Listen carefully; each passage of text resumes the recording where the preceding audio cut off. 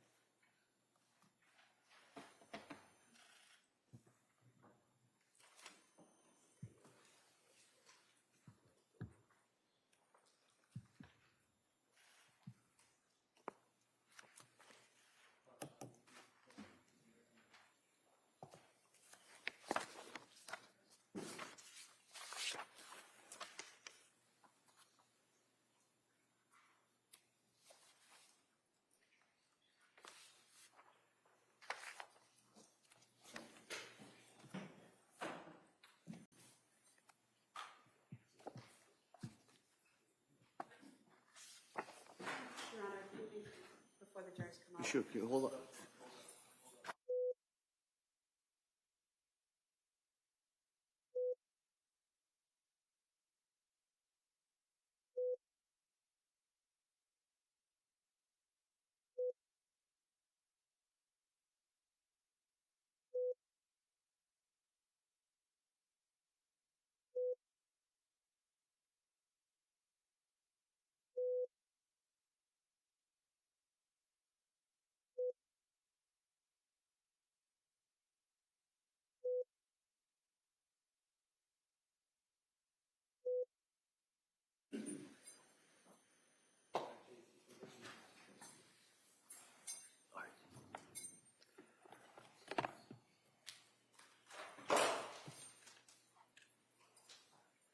Court, all rise, please.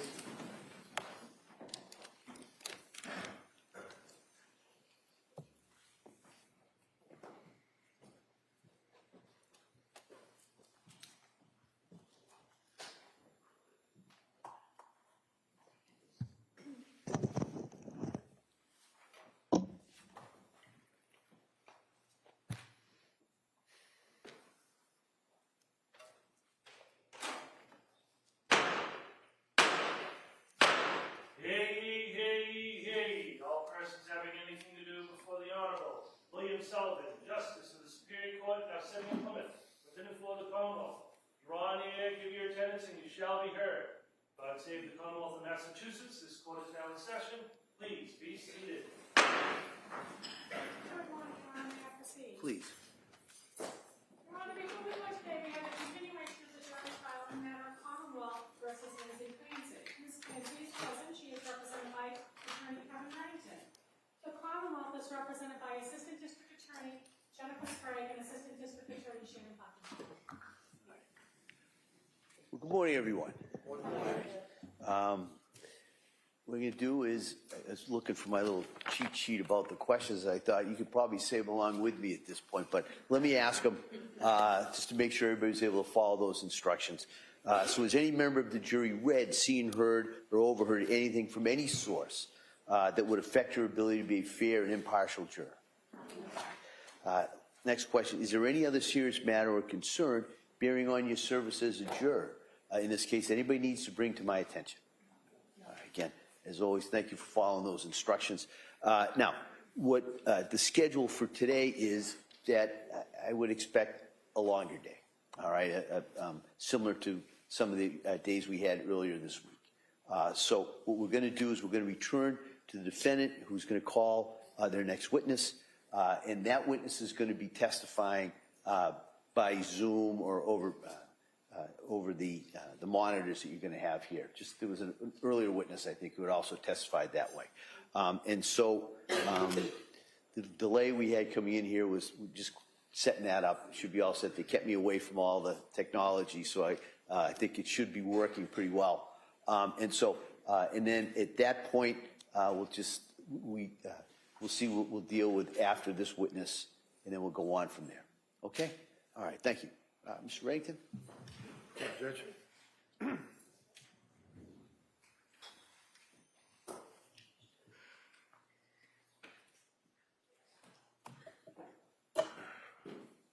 know who's got to turn it on.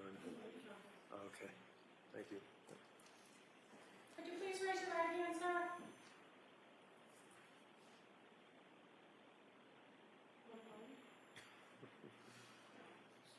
Would you please raise your right hand, sir?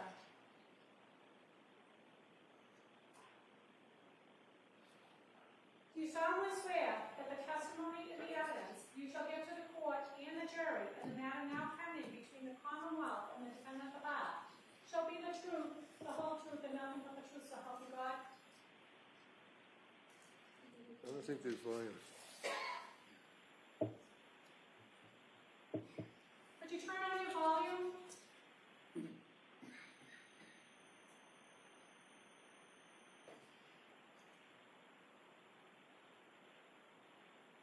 You're muted. Okay, I think I've got it. But it's a little hard for me to hear you on your end. If you could keep your voices up, please. You want me to swear him again? Yes, please. Please raise your right hand one more time. You solemnly swear that the testimony and the evidence you shall give to the court and the jury in the matter now pending between the Commonwealth and the defendant at the bar shall be the truth, the whole truth, and nothing but the truth, so help you God? He froze. Yes, I do. Thank you. I am able to hear you now. All right, give it a try. All right, counsel? Good morning, Doctor. Will you tell us your name in a loud voice so that we can all hear you and spell it for the record? Philip Resnick, Phillipresnick. And where do you live, sir? Where do you live?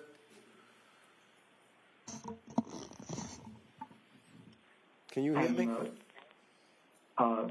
You froze up. I can hear you now. Okay. Where do you live? I live in the Cleveland, Ohio area. So this is a delay. Like if I ask a question, there's like a 2 or 3 second delay for your answer. So that's a little difficult, but we'll try to get through it. Can you tell us what you do for work, sir? Yes, I'm a forensic psychiatrist. And first off, the reason that you are not appearing here today in court, is that because you have had recent unexpected major surgery regarding an illness, and as of last week, you've now been released from the hospital and you're at home? I was discharged from the hospital Tuesday night, and there was a recommendation that I not fly for the next few days. Okay, so you did intend and had tickets to come here and testify, but obviously the court has accommodated us with a Zoom. Yes. Okay. Have you worked on this case with Lindsay Clancy at my request, sir? Yes, I have. Okay. Can you tell the jurors your educational and professional background, please? Yes, I have a bachelor's degree in psychology from Case Western Reserve University. No, it's really low and it's I graduated high school. Hold up for a second. We're having technical difficulties. Can I see counsel here at the side, please?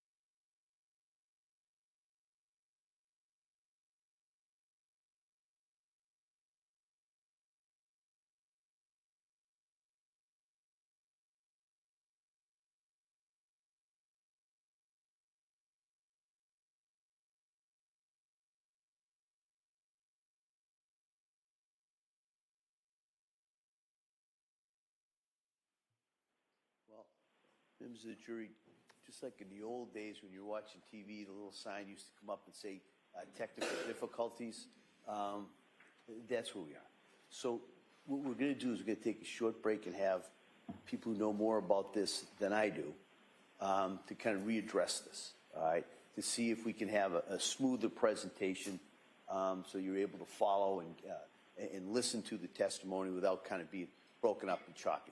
All right, so I'm going to ask you, well, I hope it's a short break, but that's the goal, is to get this in a manner that is easier for you to hear and absorb this information. So we're going to take a short break, I hope, and we'll see you in a couple of minutes. All right, thank you. All rise, please. Jurors exiting.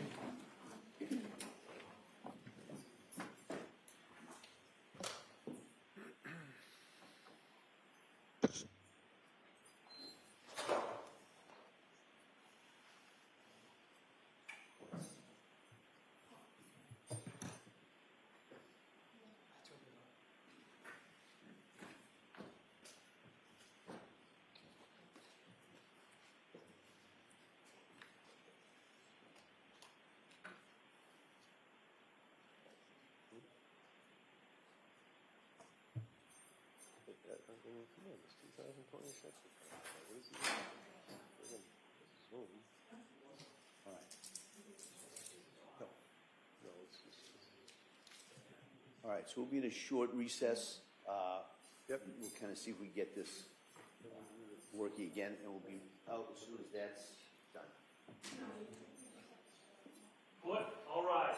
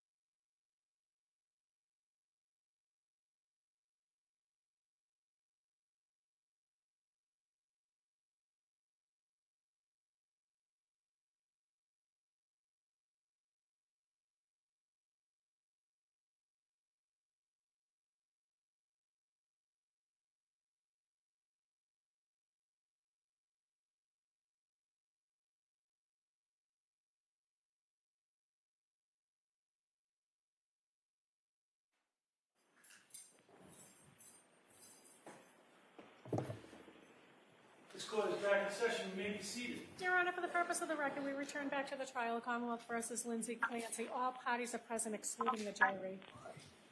Are we ready for the jury? Yes. Fingers crossed. All right.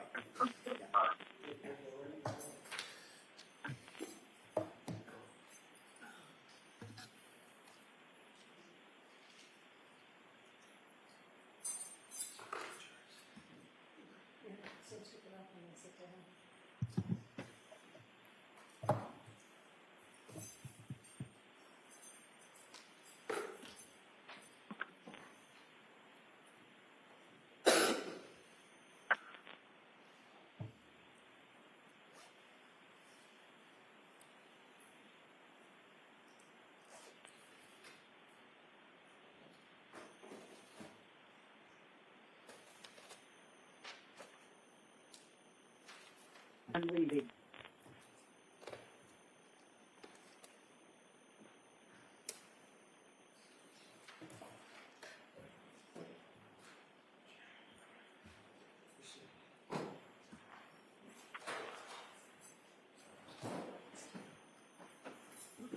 All rise, please. Jury is entering.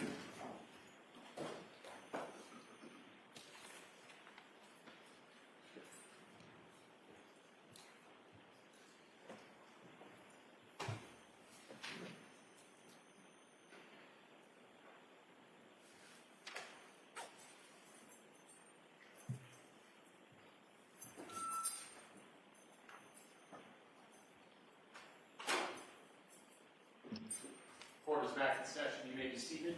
Your Honor, for the purpose of the record, we return back to the trial of Commonwealth versus Lindsay Clancy. All parties are present, including the defendant and including the 18 jurors. Thank you, Madam Clerk. Members of the jury, we're going to give it another go. All right? All right. Go ahead. Okay, thank you.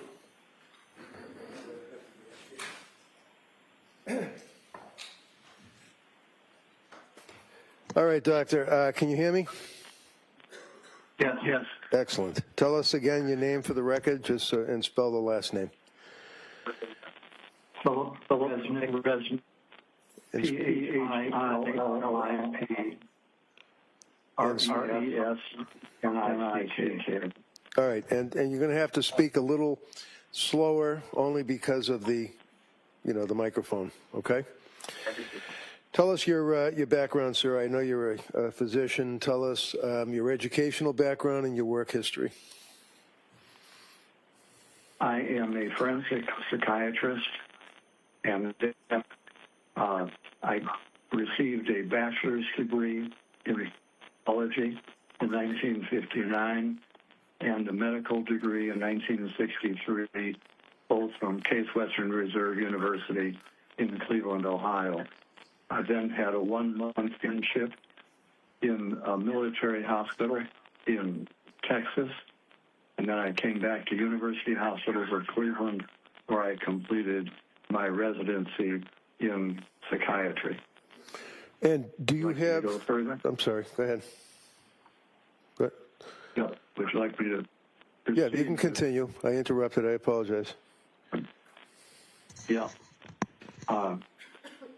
I have remained at Case Western Reserve University as now a full professor, and I've also become interested in forensic psychiatry, that is, that aspect of psychiatry which relates to legal issues such as this case.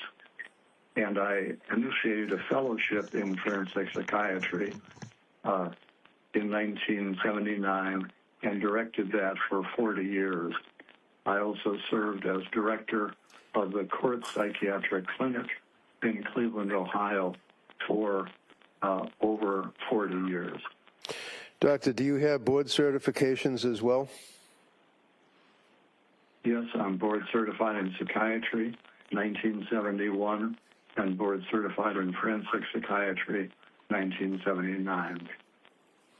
Did you also have added qualifications in forensic psychiatry in 2014, 2024, and recertifications? Yes. And have you, without going through them, also had a number of visiting professorships? Yes, I've had about 14 visiting professorships.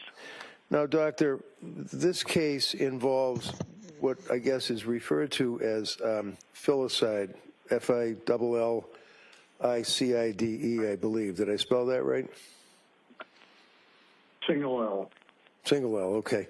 Can you tell the jurors what that means? Now, filicide is a parent killing a child, and it is a relatively infrequent phenomenon that occurs in the United States somewhere between 400 and 500 times a year. And Doctor, is it fair to say that you have, at least in the country, if not outside the country, the most experience in working on filicide cases? I believe that's true. I have been personally involved in, I'd estimate about 80 cases where I was asked to evaluate mothers and fathers who had killed their children. And the question that I have, Doctor, is have you had occasion to work on cases that found themselves in court where you gave testimony either for the government or for the defense? Yes, I have. Let me just go through if I can. So let me just go through so we can cut to the chase. Did you work as an expert on the case of Jeffrey Dahmer? Yes, I consulted with the prosecution in that case. Did you also work on the case of what is referred to as the Unabomber, a fellow by the name of Kaczynski? Yes, I was also a consultant to the government on that case. Did you also find yourself consulting on the matter of, in Florida, the Commonwealth versus or the state versus Casey Anthony? I was a consultant to the defense in that case, but I could not be helpful. Did you also work on the matter of Andrea Yates? Yes, I testified for the defense in both of her trials. Did you also work on the case of what is known as the Aurora movie theater shooting? Yes, I was a consultant to the prosecutor in that case. Did you also work on the case involving the Oklahoma City bombing courthouse? Yes. Again, I was employed by the government in that case. And in addition to those cases, did you also, in your practice, consult with the defense as well as the prosecution on a number of homicide cases, many of which involve filicide? Yes, I have. All right. In the course of this case, sir, did I reach out to you and ask if you would assist me in evaluating Lindsay Clancy?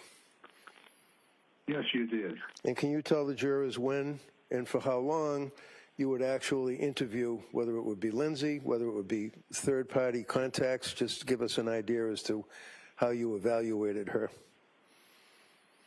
Yes, about 4 months after the crime, I did a personal evaluation of Lindsay and her parents to gain information, and I spent 3 hours interviewing her on that date.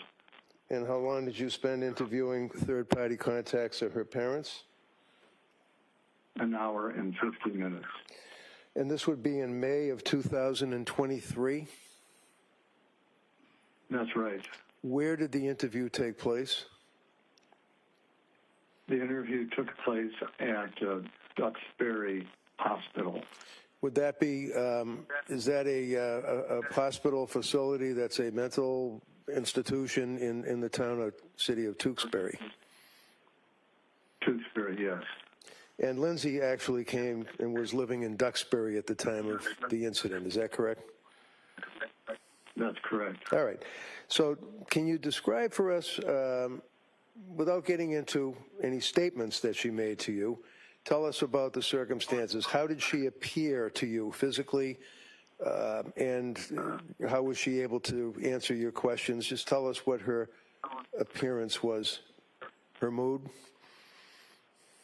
Yes. Well, first of all, at the time Of course, she had suffered major injury and was paralyzed, so that was the setting. So during the examination, she did not have control of the lower part of her body. During the interview, she appeared somewhat matter of fact, but at the time she was still grieving. The nurses told me that she was crying daily about the loss of her 3 children, and she was also medicated at that time. She was fully cooperative and gave me a detailed account of her recollections of the critical events. Did you make an observation of her affect? Did she appear to have what you refer to as a flat affect? Yes, she did have, or I would call it a blunted affect. That is, her emotions were not as you would expect. Her feeling tone was muted. Muted? Is that what you said, muted? Muted, Okay. yes. Now, Doctor, in the course of evaluating this case, and again, in the interest of time, would you agree that you had a chance to review a number of items to assist you in your evaluation? I reviewed extensive records in this case, both records referring to Ms. Clancy's mental illness, how it developed, who her treaters were, and then also I was able to evaluate records after her conduct. And that would include police reports? Extensive police reports, yes. Grand jury testimony? Yes, Photographs? yes, Videos? yes, Medical records from healthcare providers such as Dr. Tufts, nurse practitioner Gelada, and McLean Hospital? yes, Were you aware that she had also contacted suicide hotlines and went to a facility in Rhode Island, Women and Infants? yes. I reviewed all those records. So with all of that information, Doctor, that you had access to, did you also have the opportunity to review any records from, let's say, the government's doctors, Dr. Helbrun, Dr. Mack, Dr. Satoff? Yes, after I prepared my report, I was aware that there were 3 experts employed by the prosecution, and I was able to review their reports in detail also. Okay. And your report is actually dated, you saw her in 2023, and you prepared your report ultimately after your evaluation in September. Do you know when the government's doctors' reports were available to you? Was that recently? My recollection is that they did their evaluation about 3 years after the crime, and I had the opportunity to see her 4 months after the crime. Now, did you also have occasion, sir, to see from Dr. Helbrun, government's doctor, psychiatric testing? Yes, I did. Can you tell us, for example, was one of the results on the psychiatric testing a test that he administered for the government called the MMPI, or Minnesota Multiphasic Personality Inventory Test? That was a psychological test that he administered, yes. And do you recall from reviewing the records what the results were? Was she faking, was she lying, or was she telling the truth? And the results showed no evidence of faking. Hold on.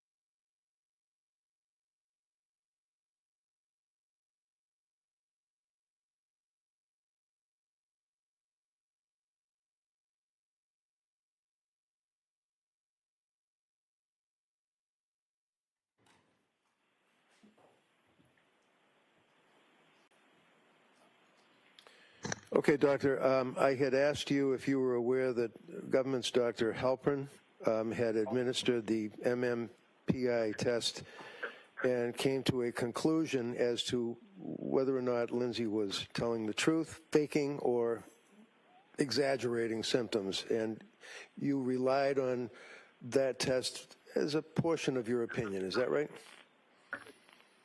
Yes, I did. Can you tell the jurors what the results of that test were, to your knowledge?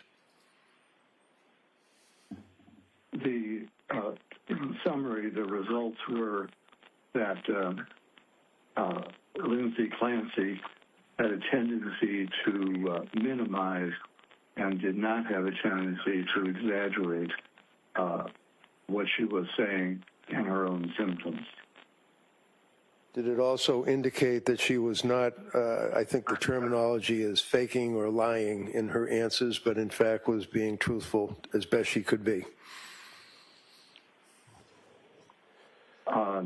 Yes, although the test is a little more specific about symptoms rather than lying or not lying, but it did not suggest any evidence of faking symptoms. Okay, and I'm sorry, that broke up. It did not suggest any evidence of what? No evidence of faking psychiatric symptoms. And then finally, one of the scales in that test is referred to as the K, I think from the books, the K scale or the lie scale. Is that correct? Yes, that was not elevated. Not elevated. Okay. Now, doctor, in your experience, do you have any particular subspecialty or interest in the concept of people that are malingering or faking in the forensic world? In other words, if it's a criminal case, if it's a workman's comp case where somebody's pretending their back hurts, things of that nature. Have you focused on that as a subspecialty or interest in your career?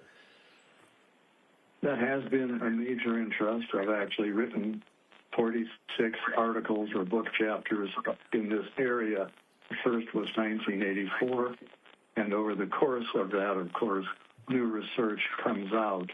So when you write a new edition of a book chapter, it would incorporate new material. So even though the chapter may go through 5 editions in a particular book, they're up to date, and the ones which were written earlier would no longer be the best basis for forming an opinion. Now, for example, when you reviewed Dr. Helbrin's report for the government, did he refer to your articles?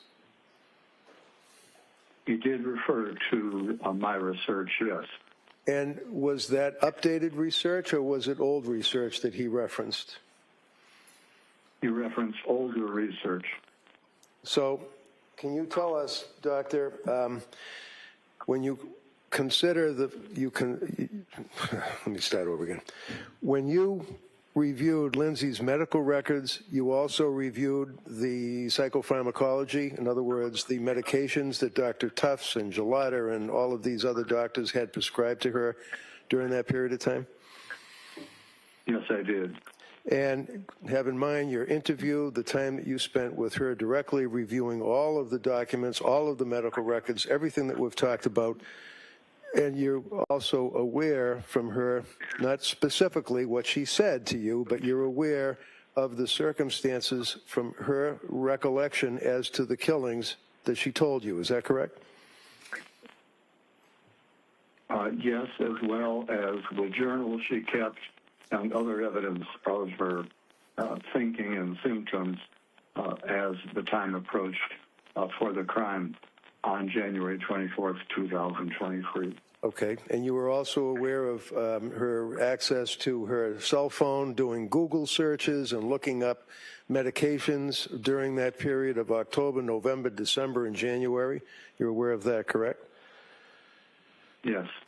Okay, and can you tell the jurors, in your opinion, sir, with your years of experience in the issue of filicide, working for just the government on a number of cases and the defense and your evaluation of Lindsay.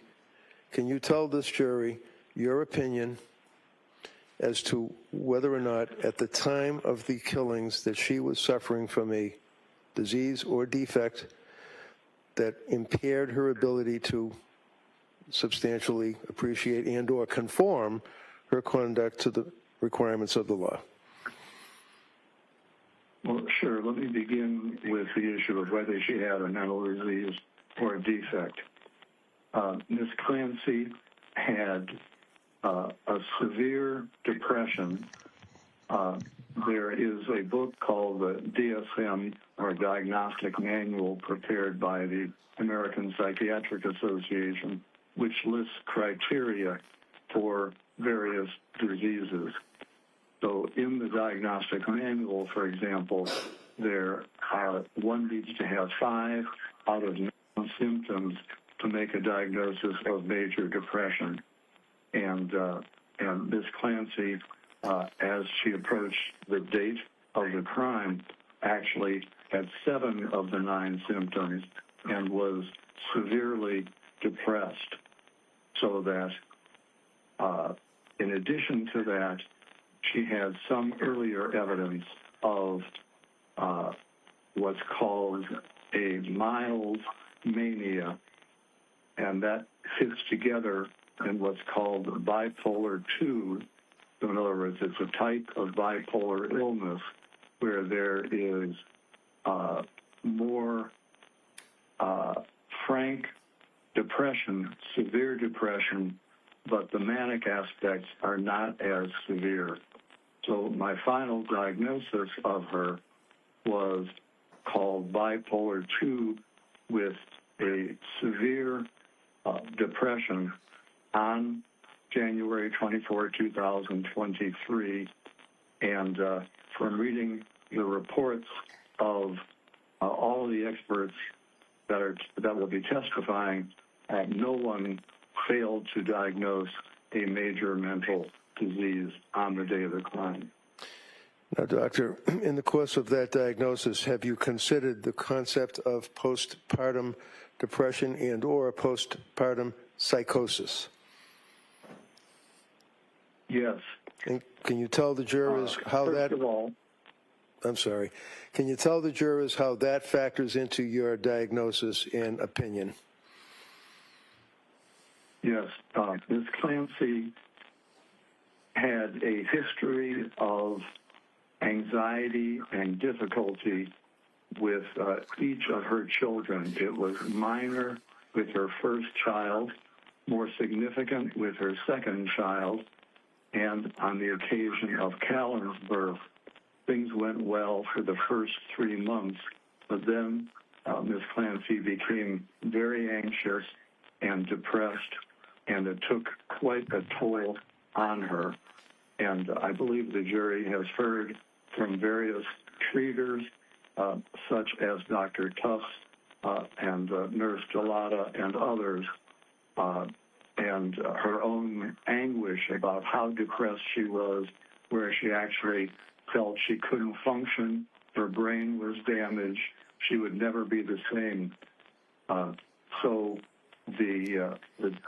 she definitely met the definition of a major depression as well as this bipolar phenomenon. Now, with respect to the postpartum aspect, since Ms. Clancy's symptoms began within 3 months of Callan's birth, that would be considered a postpartum onset. Then, of course, she had considerable difficulty over the next 5 months, and at the time of the crime itself, on January 24, 2023, Ms. Clancy was frankly psychotic. So in that sense, she had a postpartum psychosis. It's actually not frequent to have a postpartum psychosis 8 months after a birth, but it does occasionally occur. And so what I can say is whether it is the classic postpartum psychosis or not, with a postpartum onset and frank psychosis on the day of the killing, I would label that a postpartum psychosis in the sense that it was a postpartum onset and she was clearly psychotic on that day. And Doctor, when a person is psychotic or involved in having a psychosis, in your opinion, are they able to appear normal, quote unquote, communicate with people, drive a car, things of that nature? Well, let me say there that Ms. Clancy herself did her best to not reveal the extent of her depression. She was frank with members of her own family. Her sister, her mother-in-law were aware of how anguished and depressed she was.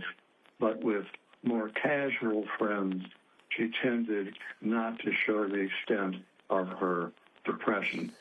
I'm not suggesting that she was, although psychosis can indeed wax and wane, for example, on the day of her crime, I'm not suggesting that she was frankly psychotic every minute.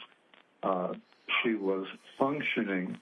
In fact, she said she was having a better day than other days, and she actually went out and made a snowman with the kids, took Cora to a doctor for the 5th birthday checkup, and was functioning at a level that was not frankly psychotic until she had a command hallucination while her husband, Patrick, was out doing a couple of chores. And can you tell us, Doctor, what, in your opinion, what a command hallucination is and how it fits, if you will, in a diagnosis of psychosis? Yes. If we take, first of all, a hallucination is simply hearing a voice, and the voice can be benign or it can be more malignant. So a voice may just simply say, open a window. About 1/3 of voices are called command hallucinations. That is an instruction to do something. And the majority of those commands are benign. So it might be open a window, get a glass of water. It might be something much more ominous, such as to kill oneself or harm someone else. Those are dangerous command hallucinations. Now, in Ms. Clancy's case, she had not only a command hallucination on the day that she killed her children, she had what is known as a delusion of influence. That is, not only did she hear a command, but she felt that her body was taken over by an external force where she was in a dream state and did not have control of her own body. It was almost like she was a puppet and someone else was pulling the strings. Yeah, hold on a second. Counsel?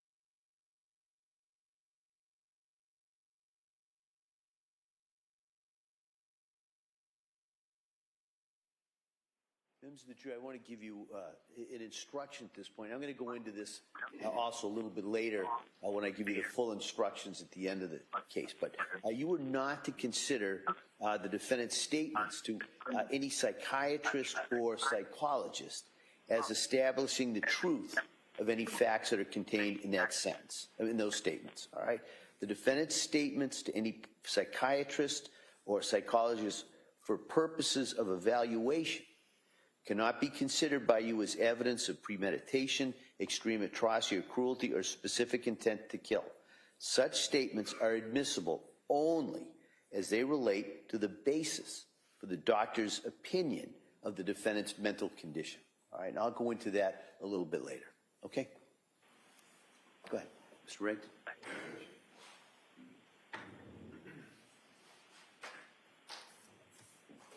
So, Doctor, to conclude, would you relate your opinion as it relates to the standard of a person being lacking criminal responsibility at the time of the commission of a crime in the Commonwealth of Massachusetts? Well, there are two arms to the test for criminal responsibility. One has to do the defendant's ability to control their conduct, and the other has to do with their knowledge of the wrongfulness of their acts. I'd like to address each of those separately, if I may. Sure. With regard to my opinion is that Ms. Clancy was, due to her mental disease, unable to conform her conduct was to the requirements of the law on the day that she took the lives of her children. And let me give you the basis of that opinion. First of all, she was hearing a voice which was commanding her to engage in the killing behavior, and she did not feel any sense of control. She felt that she had to obey the instructions she was receiving. It was a matter where she was just following the command rather than being able to make any decision to do it or not. And, for example,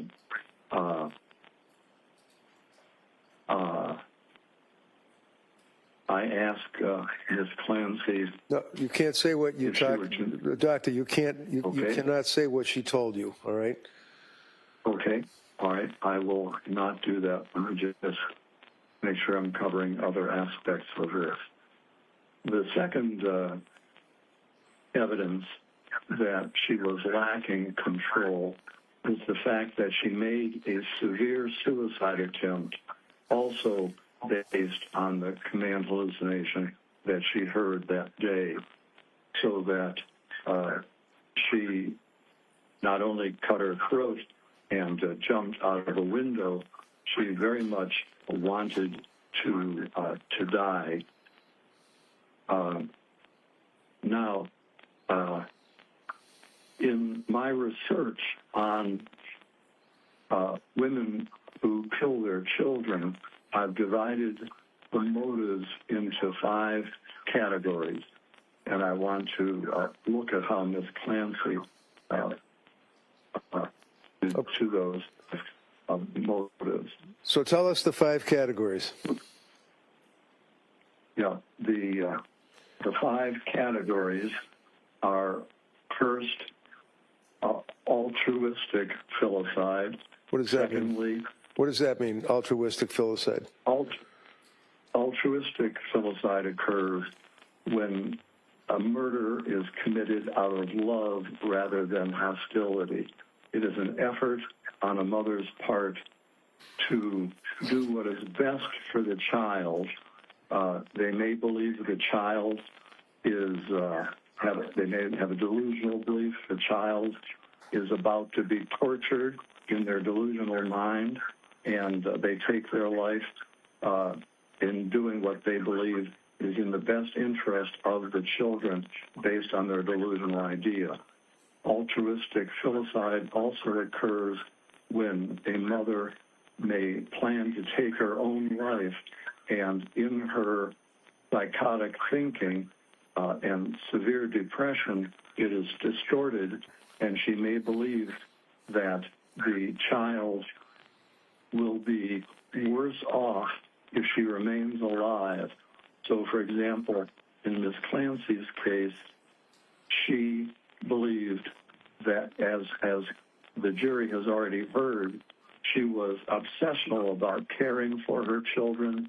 She consulted with others at work to try and do exactly what was right for her children, and she believed that if Ms. Clancy took her own life, her children would be in terrible shape, and in her mind, she believed that she would be doing her children a favor by having them go to heaven with her rather than remain on earth without her doing the mothering.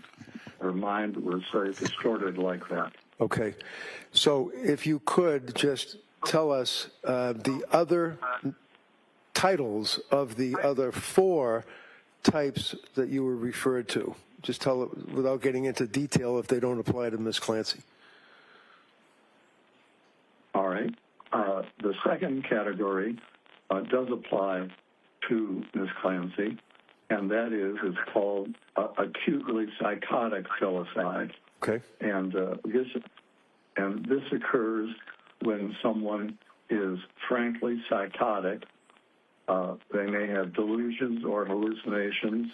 They're out of touch with reality, and rather than having any rational motive, they're simply acting on their psychotic beliefs. So those 2 both apply to Ms. Clancy.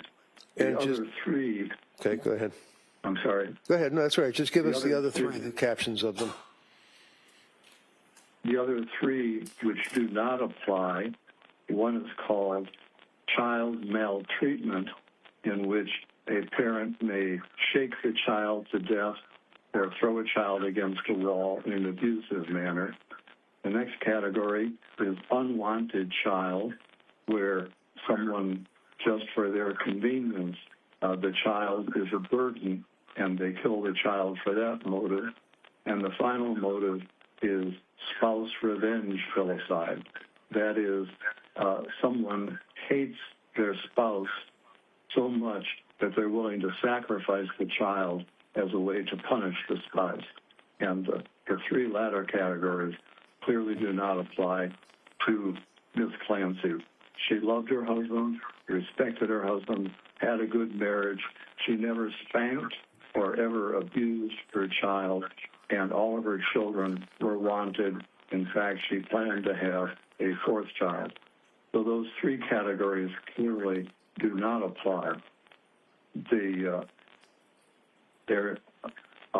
If I can explain how the 2 categories did apply, I've already mentioned that Ms. Clancy believed that a distorted belief that her children would just be miserable, and she could not imagine them continuing to exist and have a decent life without her being there as a mother. And so in that sense, she did what she believed was morally right, even though she understood that ordinarily killing a child is against the law. She believed that she was doing what was right for her children with her distorted psychotic thinking about the children's need for her. And then with respect to the second category of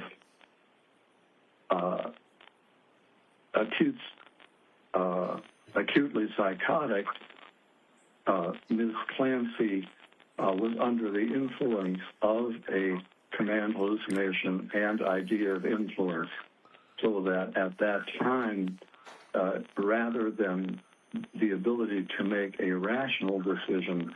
She was so in the grip of her psychotic command hallucination and idea of influence that she lacked the capacity to conform her conduct to the requirements of the law.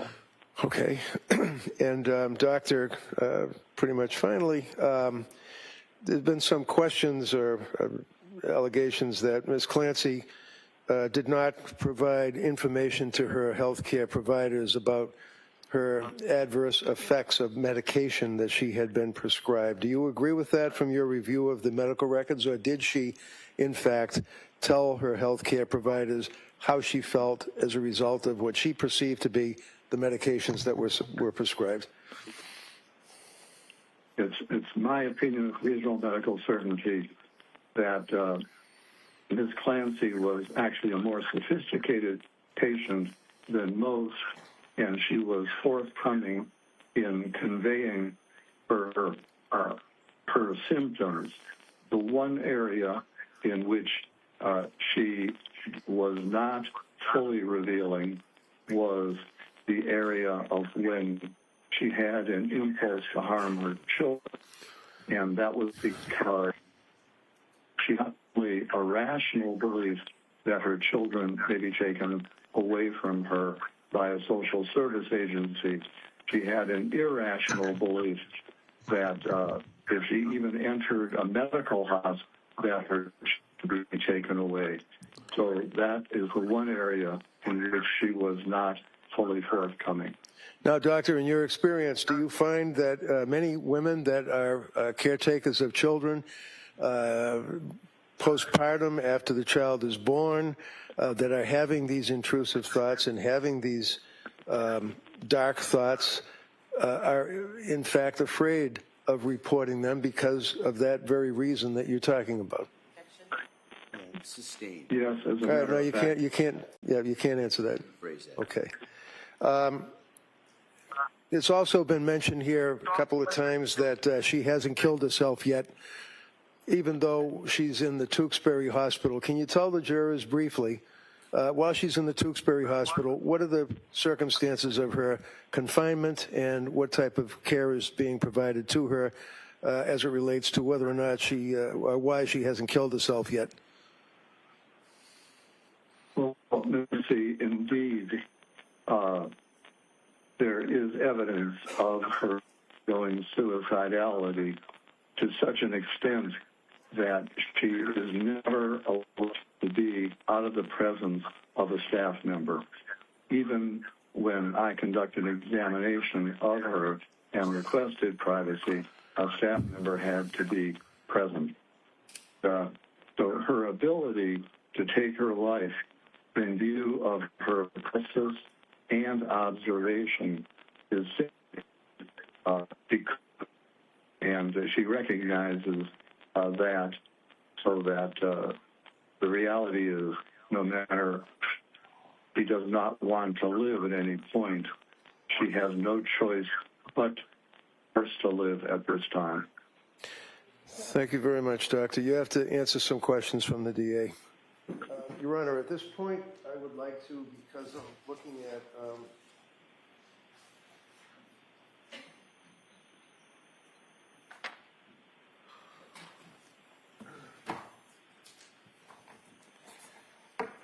yeah, 40-page resume, so I'd just offer that if I could. Any objection? No objection. Okay, that may be marked. Thank you.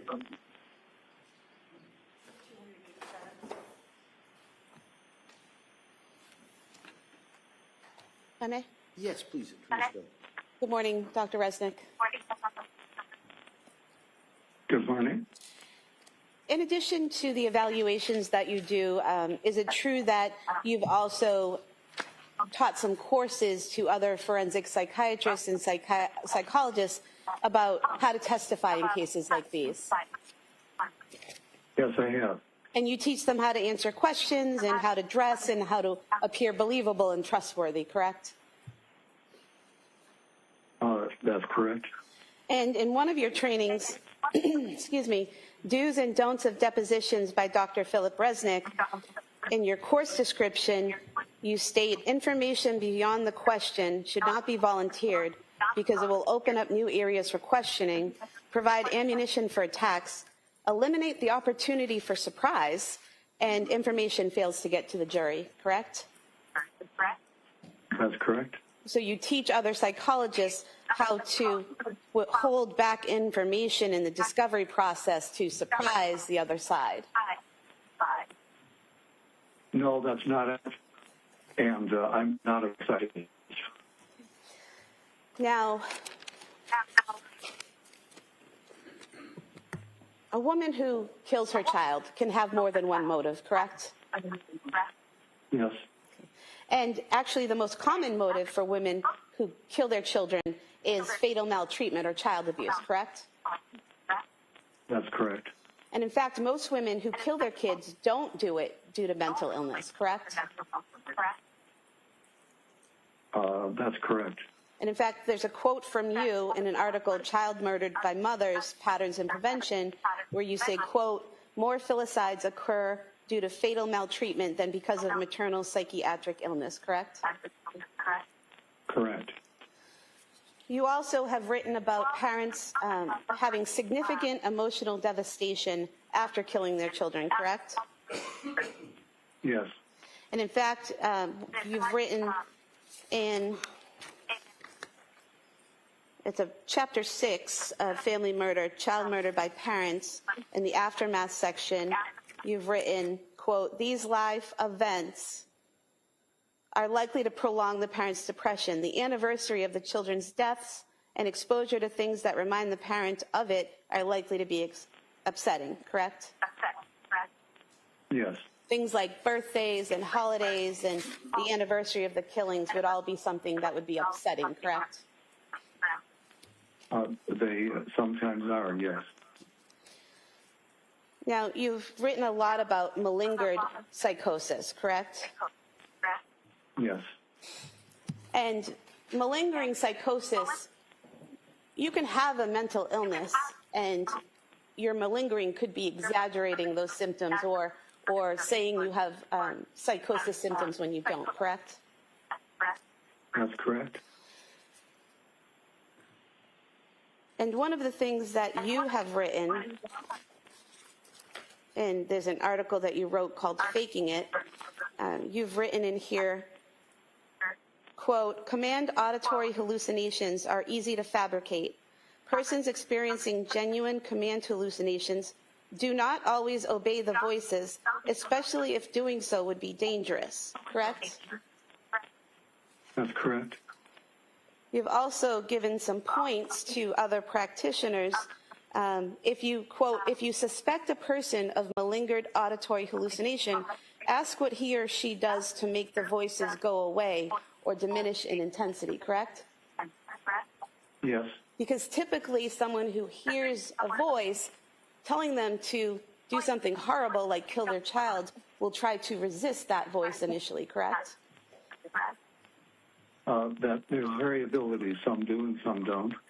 And in fact, the case you mentioned earlier, Andrea Yates, Miss Yates, in fact, committed herself to a hospital 5 times and tried to kill herself twice, all while trying to not kill her children, correct? Yes. She had heard voices for months and telling her to kill her children, and to resist those voices, she actually tried to kill herself, correct? Until she could no longer resist the voices, yes. Right. But she tried. Right, as did Ms. Clancy. Well, according to the records and reports that we have that are in evidence, Ms. Clancy heard the voice and immediately acted, correct? According to those records? Well, Is that correct? Well, Ms. Clancy had impulses to harm her children, which she did resist until the command hallucination when she was overwhelmed, yes. But according to the records and the testimony that we've had, she had an impulse in December one time to harm her children, correct? I believe it was on 2 occasions that she mentioned it to her husband.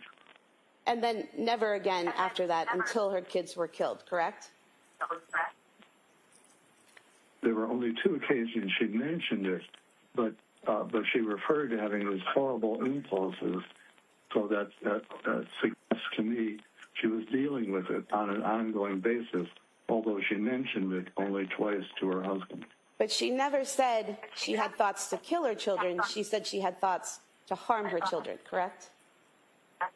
Yes, but actually, I think it's clear that to harm her children was to kill her children. Well, in the records where you say that she was so clear in presenting her symptoms to her doctors, she repeatedly was asked if she had any homicidal ideation, and she repeatedly said no, correct? That's right, and she didn't in the initial parts of her treatment, but by late December and January is when she did have those impulses. But what and she she told did her, not acknowledge them. but what she told She her did not acknowledge doctors, them to her doctors. what she told her doctors in December is that she had no homicidal ideation. She only reported suicidal ideation, correct? Yes, and as noted, that's very common because people fear their children will be taken away. So it's better to kill them than to have them taken away. Sustained. No, it's not better to kill them Hold on, Doctor. than have them taken away. That question is strict and that answer is strict. Okay. You say that she was very forthcoming in her symptoms to her medical providers, but she never told those medical providers that she had an impulse to harm her children, correct? That's correct. You also, in teaching people about malingering, about faking hearing voices or being psychotic, you give pointers of what people should look for, such as patient uses no strategies to diminish hallucinations. Patient states he obeys all commands, correct? Yes.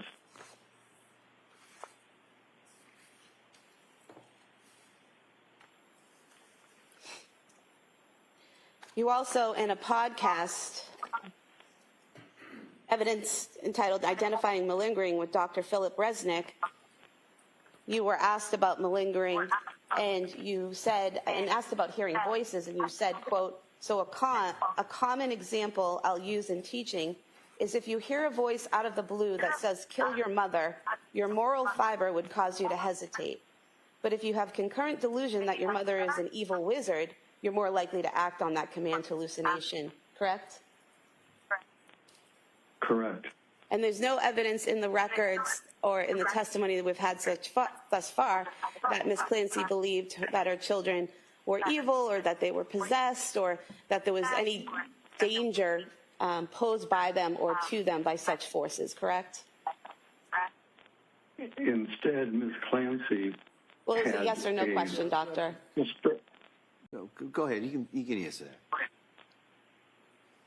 Instead, Ms. Clancy had the psychotic, distorted belief that her children would be better off in heaven rather than being motherless.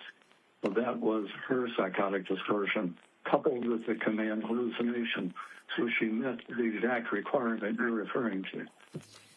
And you believe that that was her psychotic delusion that they would be better off without her, better off in heaven without her, because according to your report, you could figure out no rational, non-psychotic motive for her to kill her children, correct? Yes. And so just because you can't figure out a motive or you don't know a motive or the person doesn't tell you a motive doesn't mean that there actually isn't a motive, correct? There was a motive.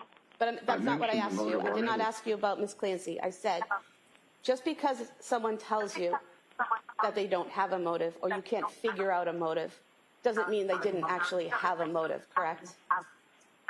That's possible, yes.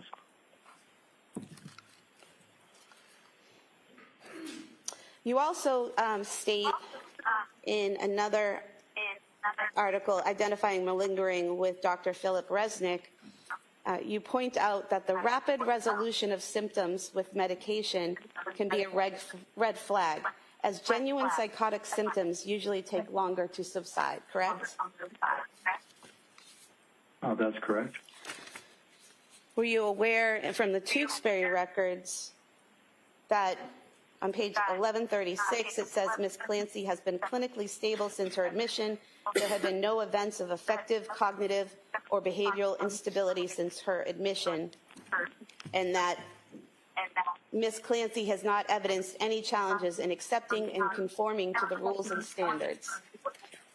Did you review that Yes, note? I'm aware of that. Okay. Were you also Yeah. aware on page 1168 that it says Ms. Clancy denies that she has ever experienced hallucinatory content prior to or since that event, referring to when she killed her children, correct? Yes. And you're aware on page 1170, it states Ms. Clancy presents with intact reality testing and no observable symptoms of psychosis. She is actively engaged in treatment. She is able to identify possible hopes for her future, including serving as an activist for postpartum psychosis awareness and participating in a wheelchair marathon. Were you aware of that? Yes. I'd move to submit these three sections as the next three exhibits. All right. Any objection? All right. Are those part of the Tewksbury records are already in? Yes. Okay, those may be admitted.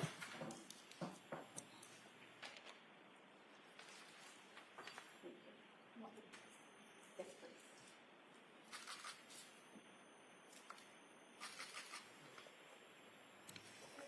please. Page 90 to 90 so far.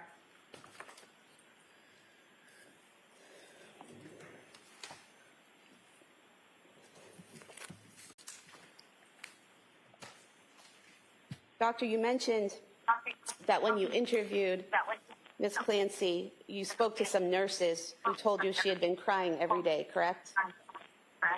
Yes. Are you aware that in the Tewksbury records, in the one-to-one notes of people who watched her every minute of every day, there's no record of her crying every day? Well, when I saw her at 4 months, I'm not sure, was she already, how long had she been at Tewksbury? Well, I'm not aware of that note, but my recollection is that she was observed crying. But there's no record of her crying at Tewksbury every day, correct?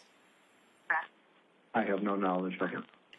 And you mentioned that during the interview, not getting into anything that she said, but her affect, her expressions, her emotions, you said that they were flat and blunted, correct? Yes. Do you remember the portions of the video where she smiled and laughed? Are you talking about the video of my interview? What was that? Are you talking about the videotape of my interview with her? Yes. Yes, at the end of the video, do you recall her smiling and laughing? So does that open up the video? This is affect and behavior. That's an issue we could talk about over here, and probably something best raised on cross. Okay. I mean, on redirect, I'm sorry. And just getting into her affect and behavior, doctor. Yes. Yeah, that's not inconsistent with her affect throughout the interview, especially, for example, in talking about Well, not getting into how what she delighted talked she about, was with doctor. I'm not asking anything about what she talked about, just her expressions and her affect. Now, you mentioned that the Commonwealth experts saw Ms. Clancy 3 years after you examined her, correct? I said it was 3 years after the crime. Okay.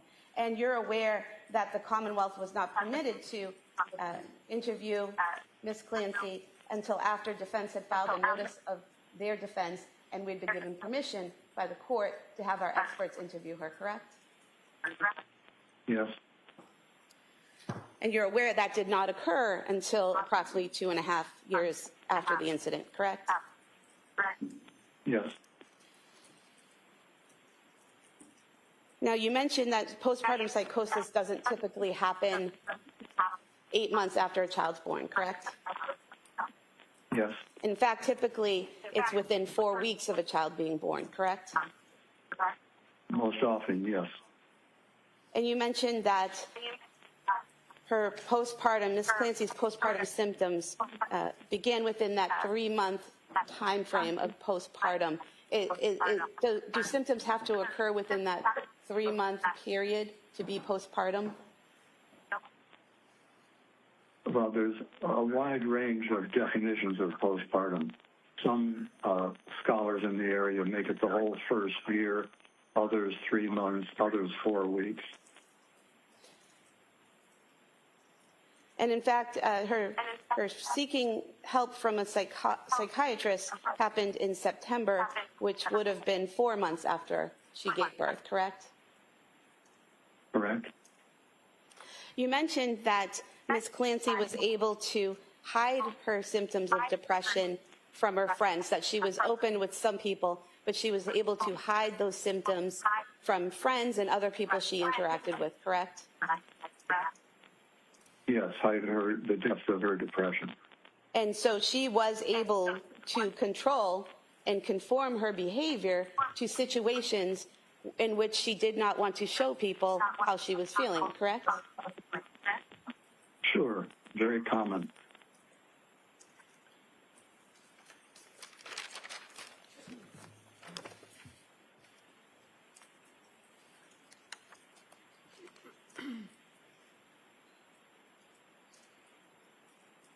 Now, you wrote in your report on page 24 that Ms. Clancy had paranoid beliefs that her children would be taken away from her if anyone knew what she was going through, correct? Yes. But that's actually a rational belief, is it not? That if someone knows you want to harm your children, they might be taken away? It can be rational, but it was more, it approached irrational in her case rather than rational.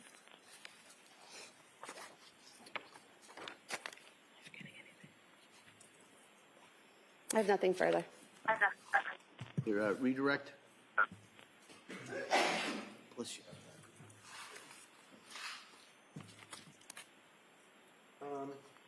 No, thank you, Doctor.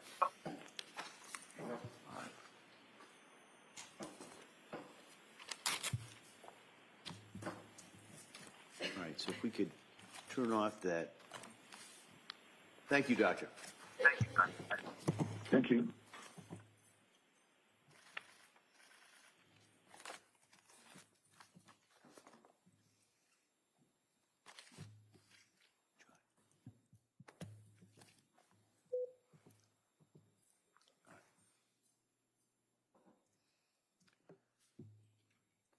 All right.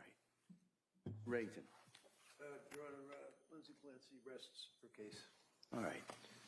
So, members of the jury, the defense has now rested its case. All right, so I'm going to talk to counsel for a minute or so over here, and we're about to go into the next phase of this case. It's going to be the Commonwealth is offered and given the opportunity to offer rebuttal witnesses on certain issues. And so I'm going to talk to counsel first, and I'll inquire of the Commonwealth if they wish to offer these rebuttal witnesses. Okay? So, counsel, can I see it sidebar?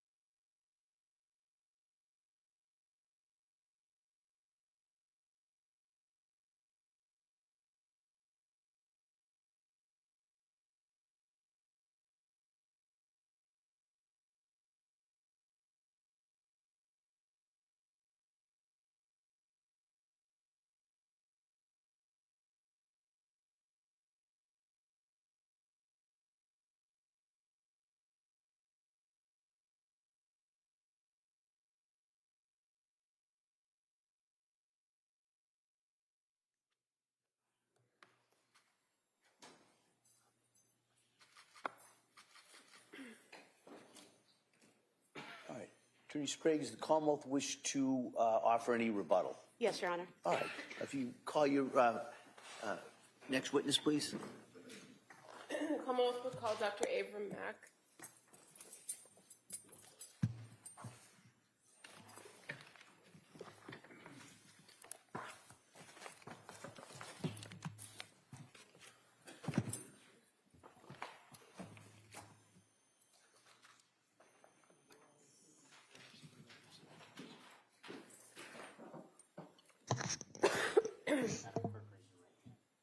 Good morning. Do you solemnly swear that the testimony you give in the truth shall be the truth, and nothing but the truth, the whole truth, and nothing but the truth? Thank you. You may have a seat, sir.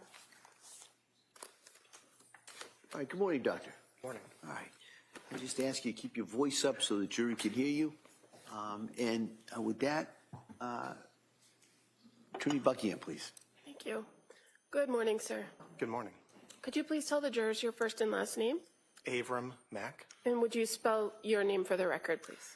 Avram is spelled A, V like Victor, R like Robert, A like Apple, M like Mary. And I'm just going to ask you to speak in a loud, clear voice. And if you need to kind of push closer to the microphone, that might help. I will. Thank you. What do you do for work, sir? I'm a psychiatrist. And how long have you been a psychiatrist? After training, I've been a psychiatrist for 22 years now. And can you tell us a little bit about your educational background?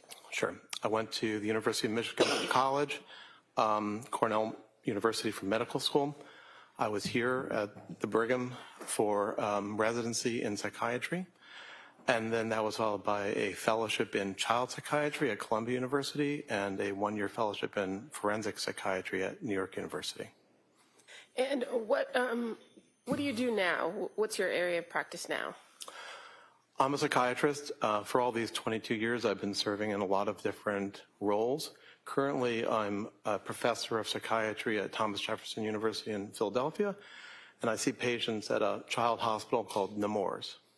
And so you, in your current practice, have a clinical practice, and you also do forensic psychiatry. Is that correct? That's correct. And do you have any board certifications? I do. And what are you board certified in?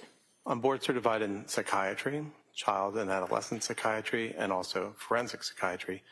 I had been board certified in addiction medicine by the American Board of Addiction Medicine, but they closed. So I don't know if I can still say that I'm board certified by them.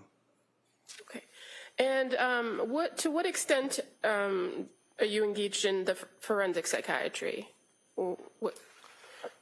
What areas of forensic psychiatry do you have you testified in? I've provided testimony in perhaps almost every area of forensic psychiatry, ranging from testamentary capacity of adults who engage in contracts or appropriateness for adoption, or whether or not a person is competent, or if a person is criminally responsible. Now, in what areas of the country have you testified on those topics? Around the country.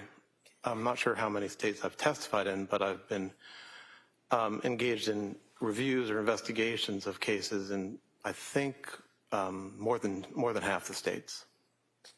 And what does it mean to conduct a forensic evaluation in psychiatry? Well, it can mean a lot of different things depending on the question that's being asked by a court or other authority. Sometimes there are statutes that you as the forensic psychiatrist need to try to answer a particular question that a statute requires.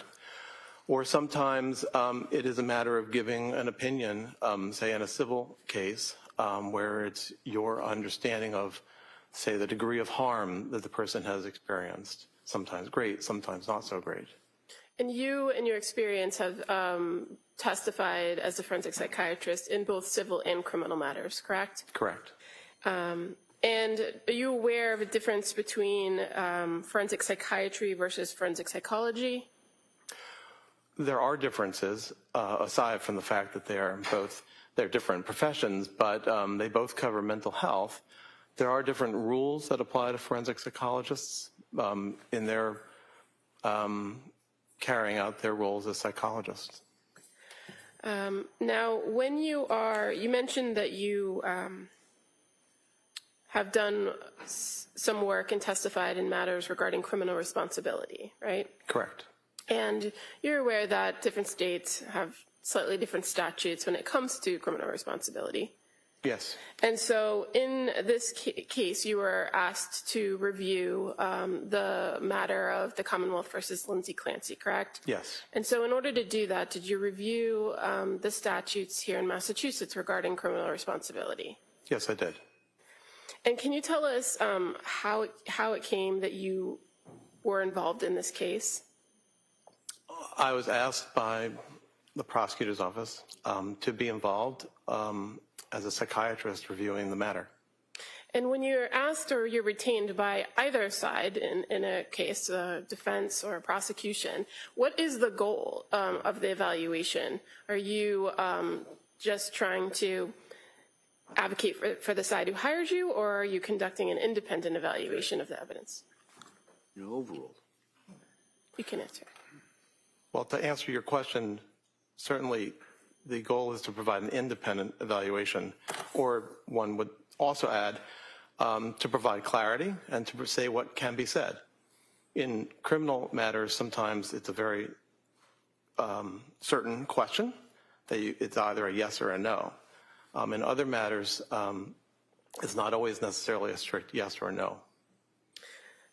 Now, in criminal matters where you were asked to conduct these independent evaluations, how do you approach it? What kind of information do you seek, or would you prefer to have in order to conduct the evaluation?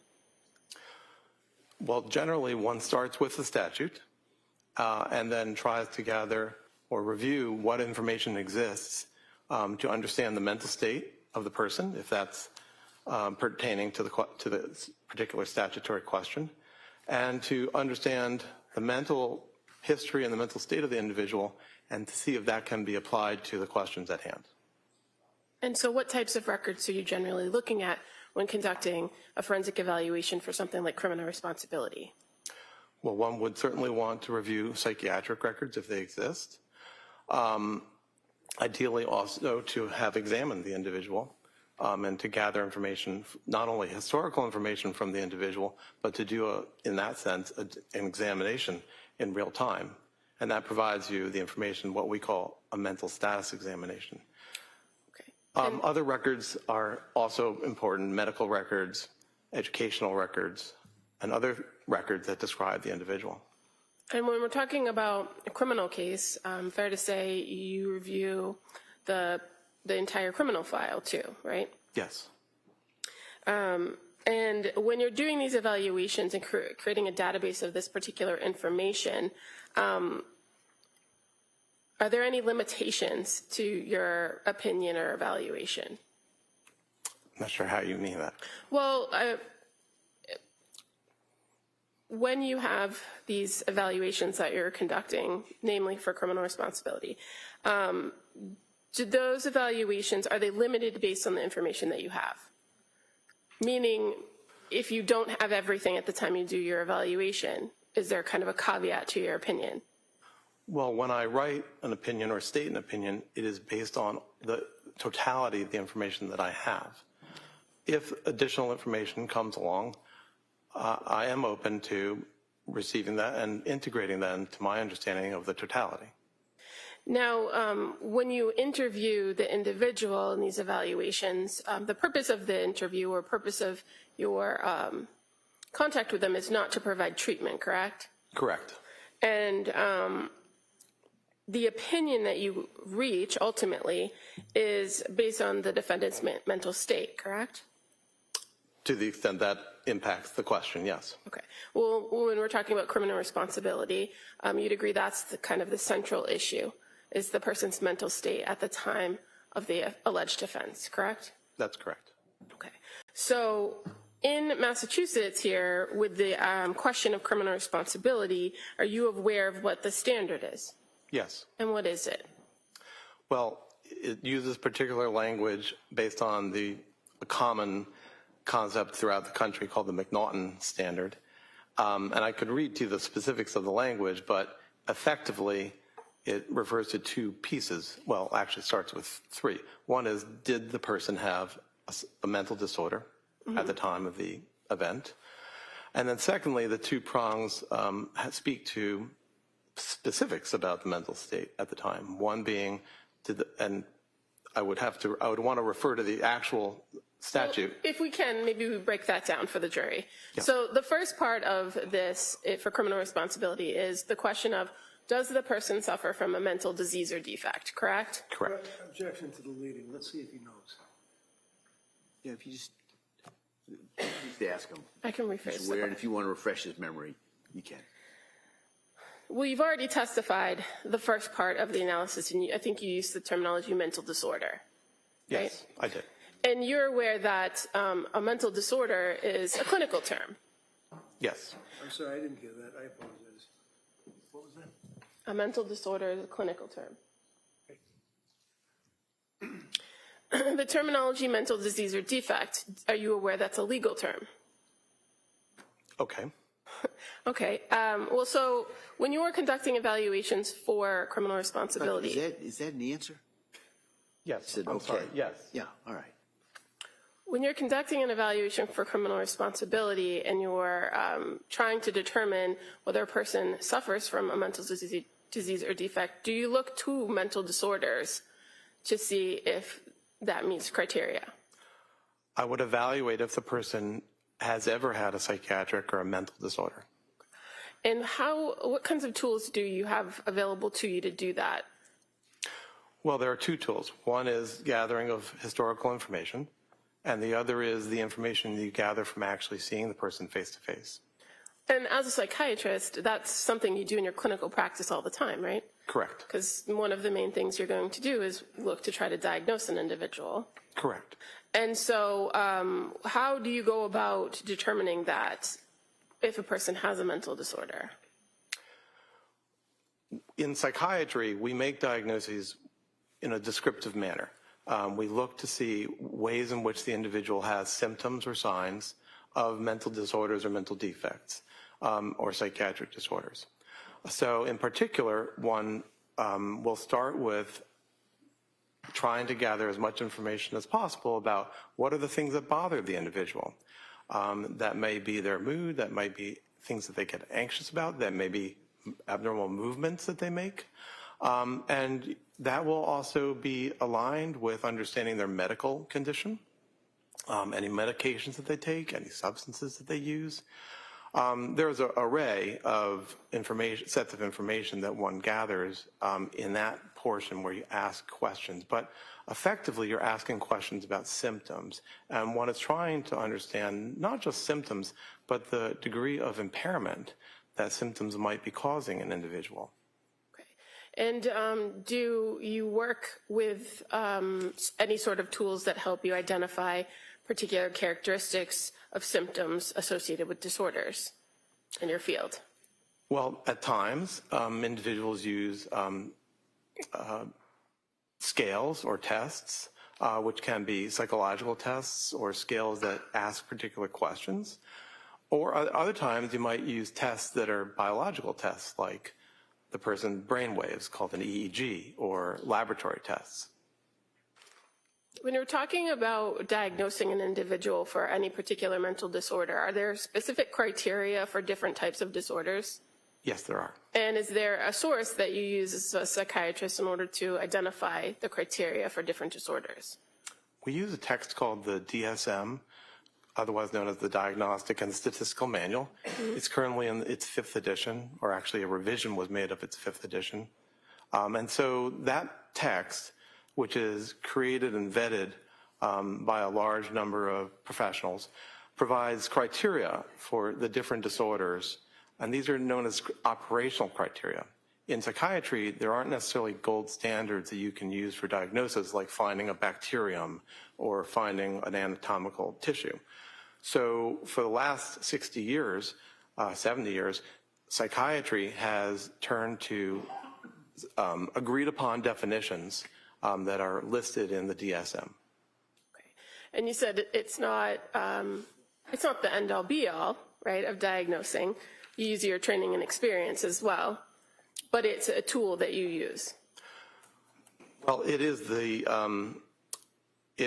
are the criteria that one uses to make the diagnosis. It is not a guidebook for how to gather that information. It's not a how-to, but it is the standard. Okay. So now going back to the legal standard here in Massachusetts, so one part is the disorder, right? And you said there's a second part. Right, so the second part are particular criteria about the person's state at the time of the event. So one of them is they both utilize the verb to have retained substantial capacity to know the act was wrong or against the law, and the other being retain substantial capacity to control or conform one's behaviors to the law. And so when you're talking about criminal responsibility here in Massachusetts, is it fair to say you're looking at the person's conduct and their condition at the time of the offense? That's right. And the information that you're gathering in this overall evaluation, getting history and kind of looking at the person as a whole, is that helpful to understand the person's diagnosis when you're being asked this particular question? Yes. But ultimately, you're rendering an opinion of the person at the time of the offense. That's correct. So in this particular case, you were provided a series of records and information regarding the defendant, Lindsay Clancy, correct? Yes. And can you just give us a general overview of the sources of information you had available to you? Generally speaking, there was the criminal file, as you mentioned before. And then in terms of medical or psychiatric records, there was the records from the hospital that she's at right now, the hospital that she was at right before, called Spalding, the hospital that she was at before that, which was Brigham and Women's. In addition, there was the medical records from outpatient treaters, and there was also the records from her admission to McLean Hospital. So overall, there were outpatient records, there were inpatient records. For the most part, those all correlated with her own care. Additionally, we received the pediatric records for some of the victims in this matter. And as I mentioned before, the criminal file. Okay. And in addition to the records related to the defendant herself, we also provided some other reports to review. I was. By other psychiatrists and psychologists? Yes. Now, you mentioned that one of the things that's useful in these evaluations is an interview with the person themselves, right? Yes. And did you engage in an interview with the defendant? I did. And when did that occur? I interviewed her on April 10th and April 12th of this year. And that's of this year in 2026? Correct. And what were your observations of her when you first met with her on April 10th? Can you describe her demeanor? Generally, she was friendly and cooperative. When you begin an interview with an individual that you're evaluating, do you conduct what's referred to as a mental status exam? Well, the mental status exam happens all the while that you're interacting with somebody. You're always observing for aspects of their emotions, how they speak, their mood, and so forth.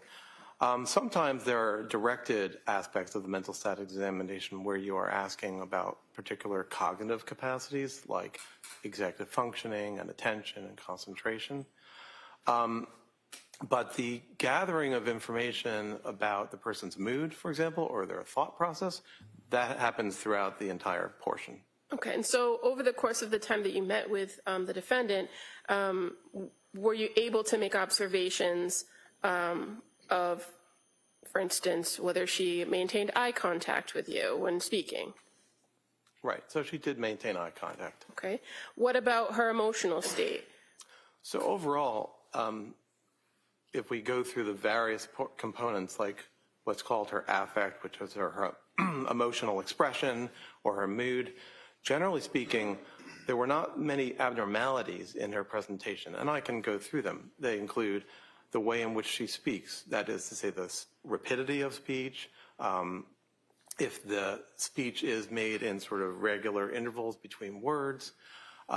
In terms of thought, does the person, and in this case did Ms. Clancy, make goal-directed ideas? Was there a particular content of the ideas? So generally speaking, for all the components of the mental status examination, there were not really abnormalities. I would say at some points she seemed distressed by some topics. I believe tearful at one point, but otherwise nothing remarkable on mental status examination. And in these evaluations, when you're interviewing the individuals, are you also kind of taking account of their physical presentation? Yes. And obviously, when you met with her in April of 2026, you were able to observe her physical condition, right? Yes. And what were your observations of her physical condition? Well, she's utilizing a wheelchair. Generally speaking, there were not necessarily abnormal movements that I observed. She seemed comfortable physically. Did you find that she was able to kind of navigate her situation herself? Meaning you were in a room with her with other individuals, right? Yes. And she was able to kind of take care of her own. I'm going to object leading at this point, just as they object. Sustained, if you just ask the observations. What did you observe her do as far as moving herself around the room? Was she able to do that? Yes, at the moments when there were transitions, when we took a break and she went out to the hall, she was able to navigate her wheelchair one place or another. And when you spoke with her on April 10th and April 12th, were you able to kind of have a conversation with her about her level of functioning at the Tewksbury? Yes. And did she tell you anything about what her general day looked like? She described her general day. She described basically her existence there at Tewksbury. Okay. And did she indicate to you whether she engaged with other patients, or did she spend her day mostly in bed, or what did she say about that? Mostly, she described she stays in bed or on her own. I don't think she described interacting with patients very much. There were a couple of ways in which she did interact with staff, at least. There was a therapist that she described working with. She did describe having had a physical therapist at a certain point. I'm not sure if I remember if she still was getting physical therapy. She stated she wasn't very interested in the physical therapy that she was getting there. She wasn't interested in the food there. She described having visitors at a not infrequent basis, and that sometimes she was able to eat food or drinks that were brought in by them. And who were her visitors, if you recall? Family members mostly, as well as, I believe, both, and I'm not sure if they were specifically from the Brigham or Mass General, but or any place in particular, but I believe religious figures, chaplain or priest from some organizations. And her having told you that she kind of has visitors, were you able to corroborate that in reviewing records that she had visitors? Yes. And were you able to corroborate, or were you able to identify in the records that she did interact with staff and patients at the hospital, according to the records? To some degree, yes. And you said that she had indicated to you that the food wasn't appealing at the hospital. And did you have the chance to observe her consuming her own snacks or beverages? Beverages, yes. Now, did she indicate to you her level of attention to hygiene and grooming while at Tewksbury? She did. She described that she wasn't very interested in her own hygiene or grooming. And were you able to later in the conversation speak with her about her ability to take care of her own daily activities like grooming for instance, showering? Was she able to do that on her own? Showering is embarrassing. It requires staff to help her, and that's one way in which she would rather not. It may also be that she described a lack of interest, so it's both components. When you observed her, did she appear to be disheveled or not properly groomed in your meetings on April 10th and 12th? No, she appeared groomed sufficiently, and I believe her hair was combed and she was wearing neat clothing. Now, did she describe to you her thoughts or feelings about her current situation? Yes. And what did she say about that? Well, she described feeling depressed, which she termed situational depression. She described feeling, I'm not sure of the exact term she used, but feeling miserable, not wanting to be alive. And Please. If he's finished, that's fine, but don't cut him off. All right, yeah, that's all right.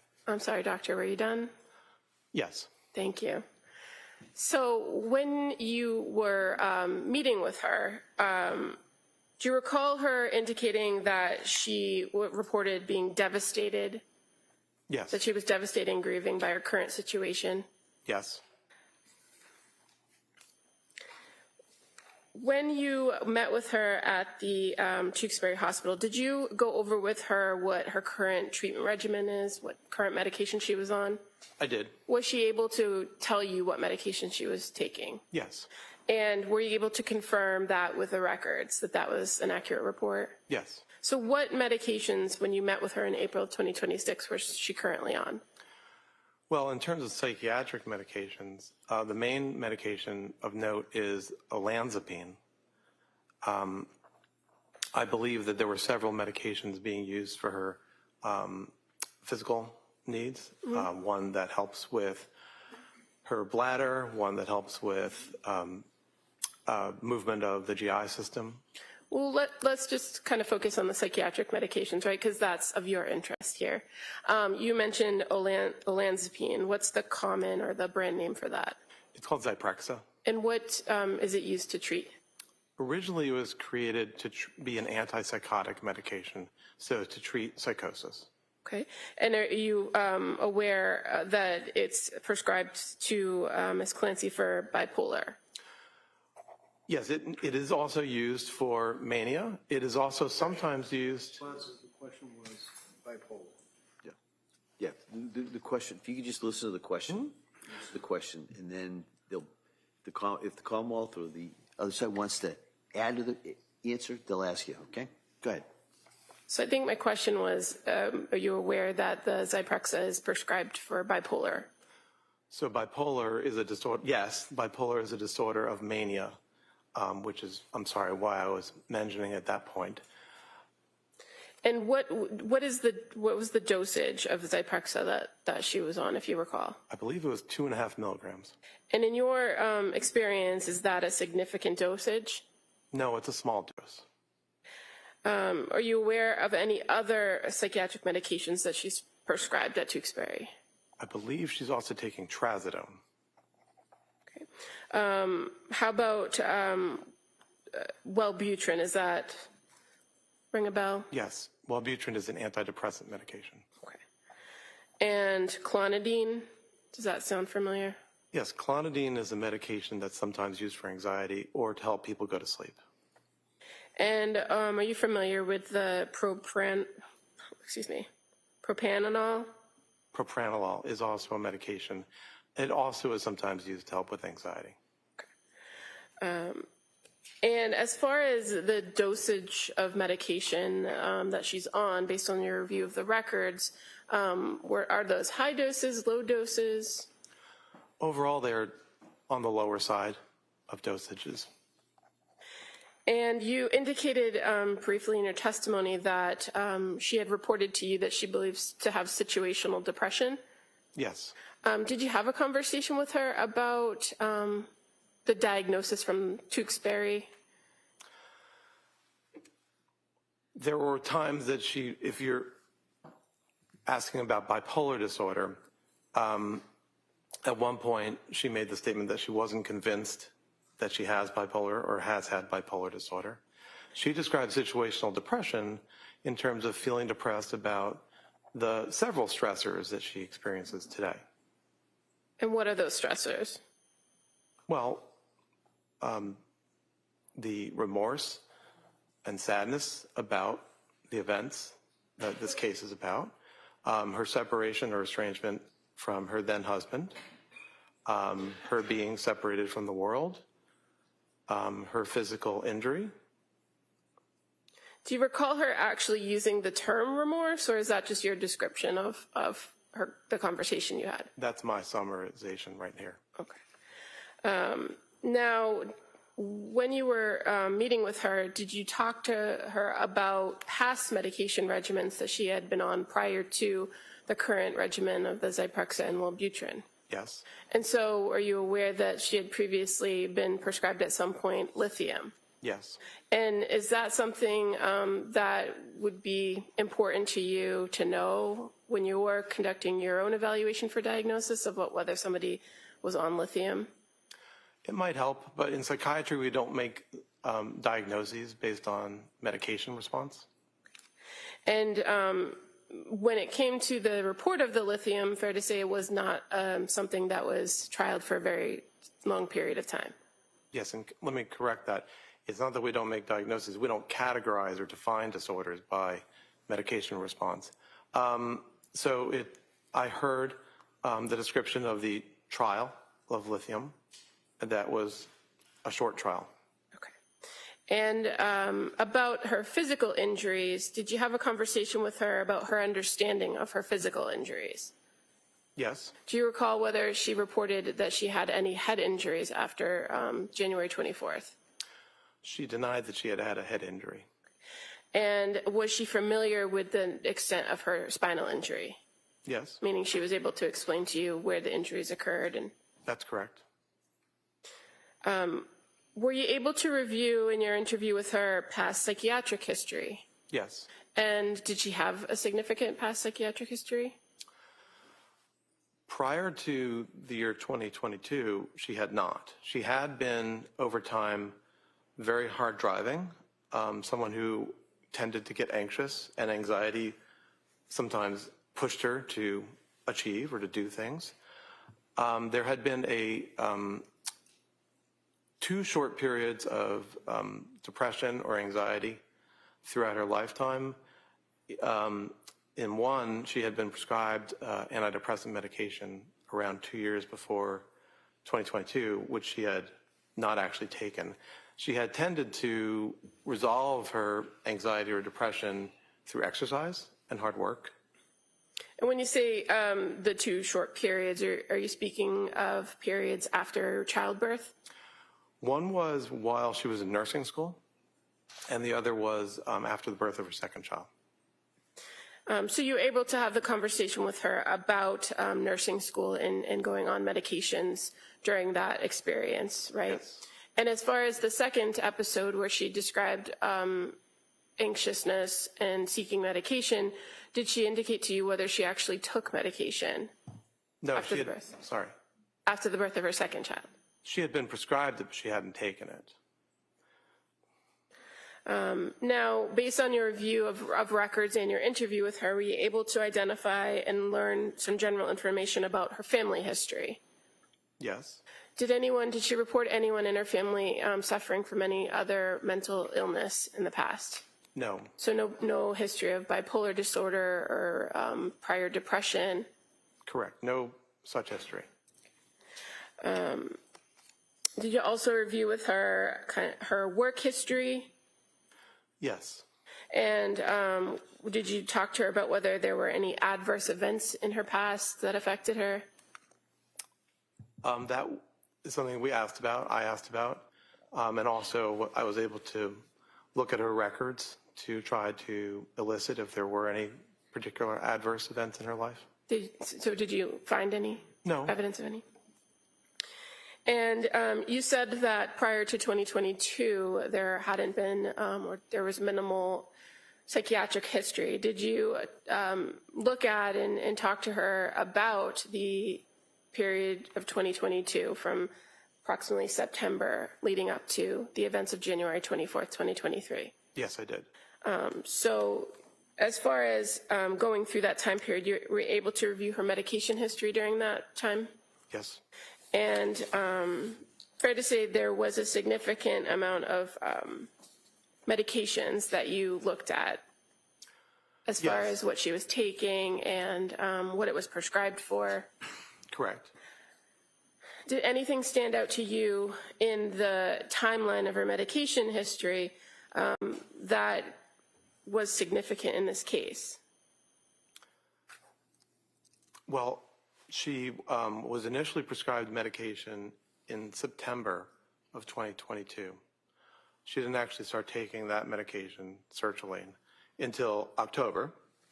There were several different medications that were prescribed. It is not clear that she actually took every medication that was ever prescribed or that she necessarily took it more than 1 or 2 times.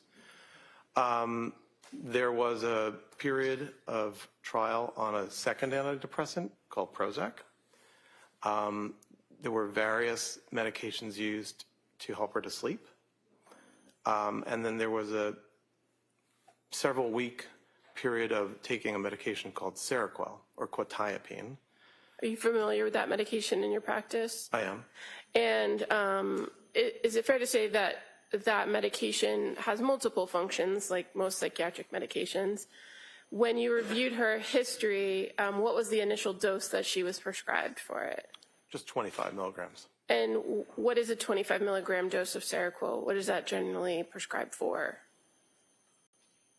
Well, it's often prescribed these days to help individuals to sleep. But Seroquel is also, like Zyprexa, a antipsychotic medication. It can be used to help people to sleep. It can be used to help psychosis. It can be used to help the treatment of depression. And as far as your review of the medication timeline for this defendant with the Seroquel, would the amount of time that she took the Seroquel have had any lasting effects biologically on her brain or her body?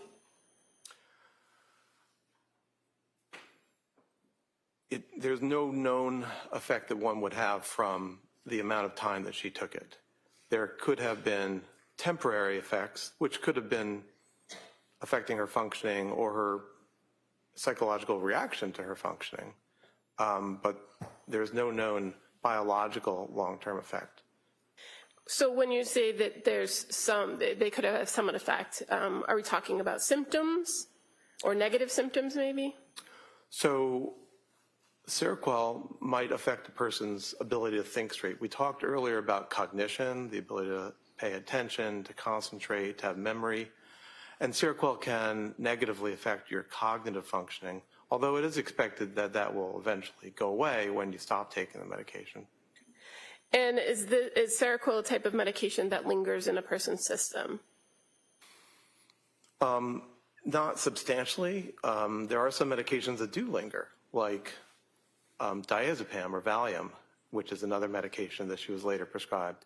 All medications are, on a relative basis. So diazepam will stay in your body much longer than, say, lorazepam, a different benzodiazepine. Okay, but as far as the Seroquel goes, once a person stops taking it, is it fair to say that the symptoms or any negative symptoms that they have would eventually resolve themselves? Yes. And you're aware of the medications, the last reported medications that the defendant was on right before the events of January 24th? I am. And what were those? Melatonin, lorazepam, trazodone, and an antidepressant medication called amitriptyline. And as far as the amitriptyline, you're aware of what the dosage was? Well, on the day before January 24th, it became 20 milligrams, but for several days before that, it was 10 milligrams. Now, in your experience, a 10 milligram to 20 milligram dose of amitriptyline, is that a significant dosage? It's small. The usual starting dose for an adult is 150 milligrams. Are you aware of what the chief complaints or problems that the defendant had been reporting at the time when these medications were all being prescribed to her in 2022? Well, it's a several-month period, but it started in September of 2022 with complaints of anxiety and depression. And fair to say, in reviewing all the records and with your conversation, that sleep also was a main issue or a complaint. Yes, that's right.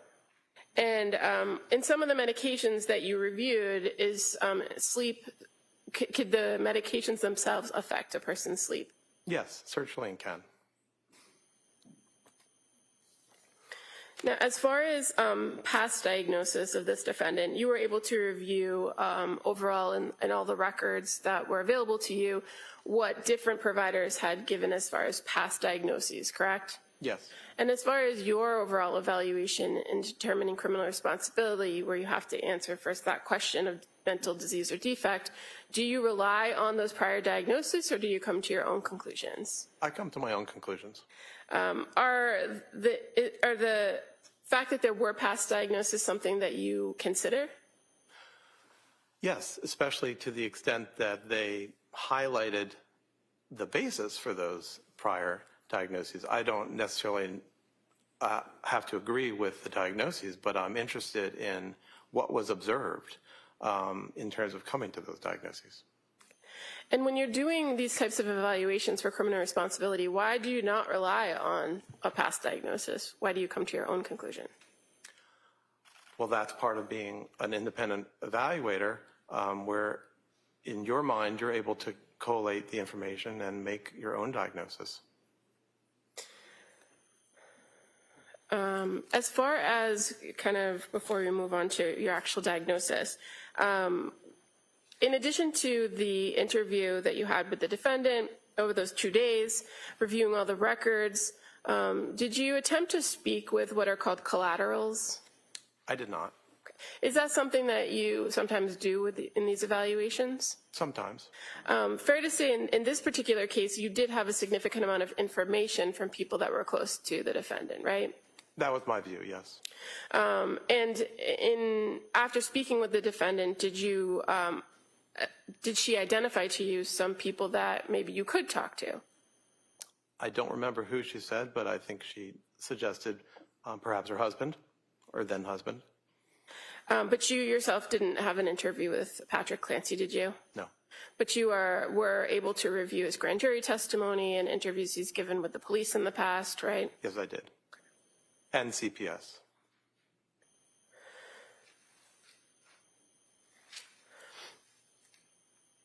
And as far as speaking with the defendant's parents or her sister, are you aware that attempts were made or requests were made to speak with them, but they didn't respond?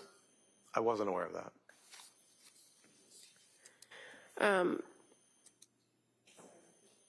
I was not. So based on everything that you reviewed in this case, were you able to come to a conclusion about diagnosis?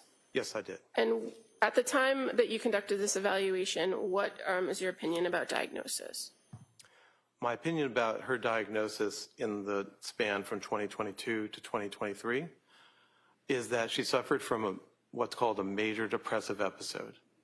That probably is a part of what's called a major depressive disorder, but the important point about it is the major depressive episode.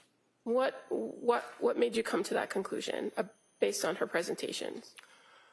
The information about her feelings and the progression of her illness highlighted that it was best represented by a major depressive episode.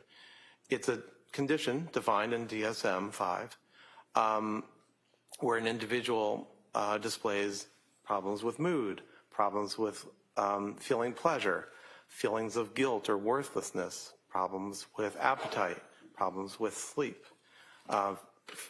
preoccupation with death or suicide, poor concentration, poor energy, perhaps also what's called psychomotor agitation or retardation.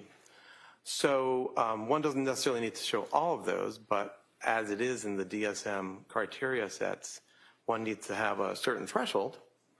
And her history and her description of her experience, in my view, matched a major depressive episode.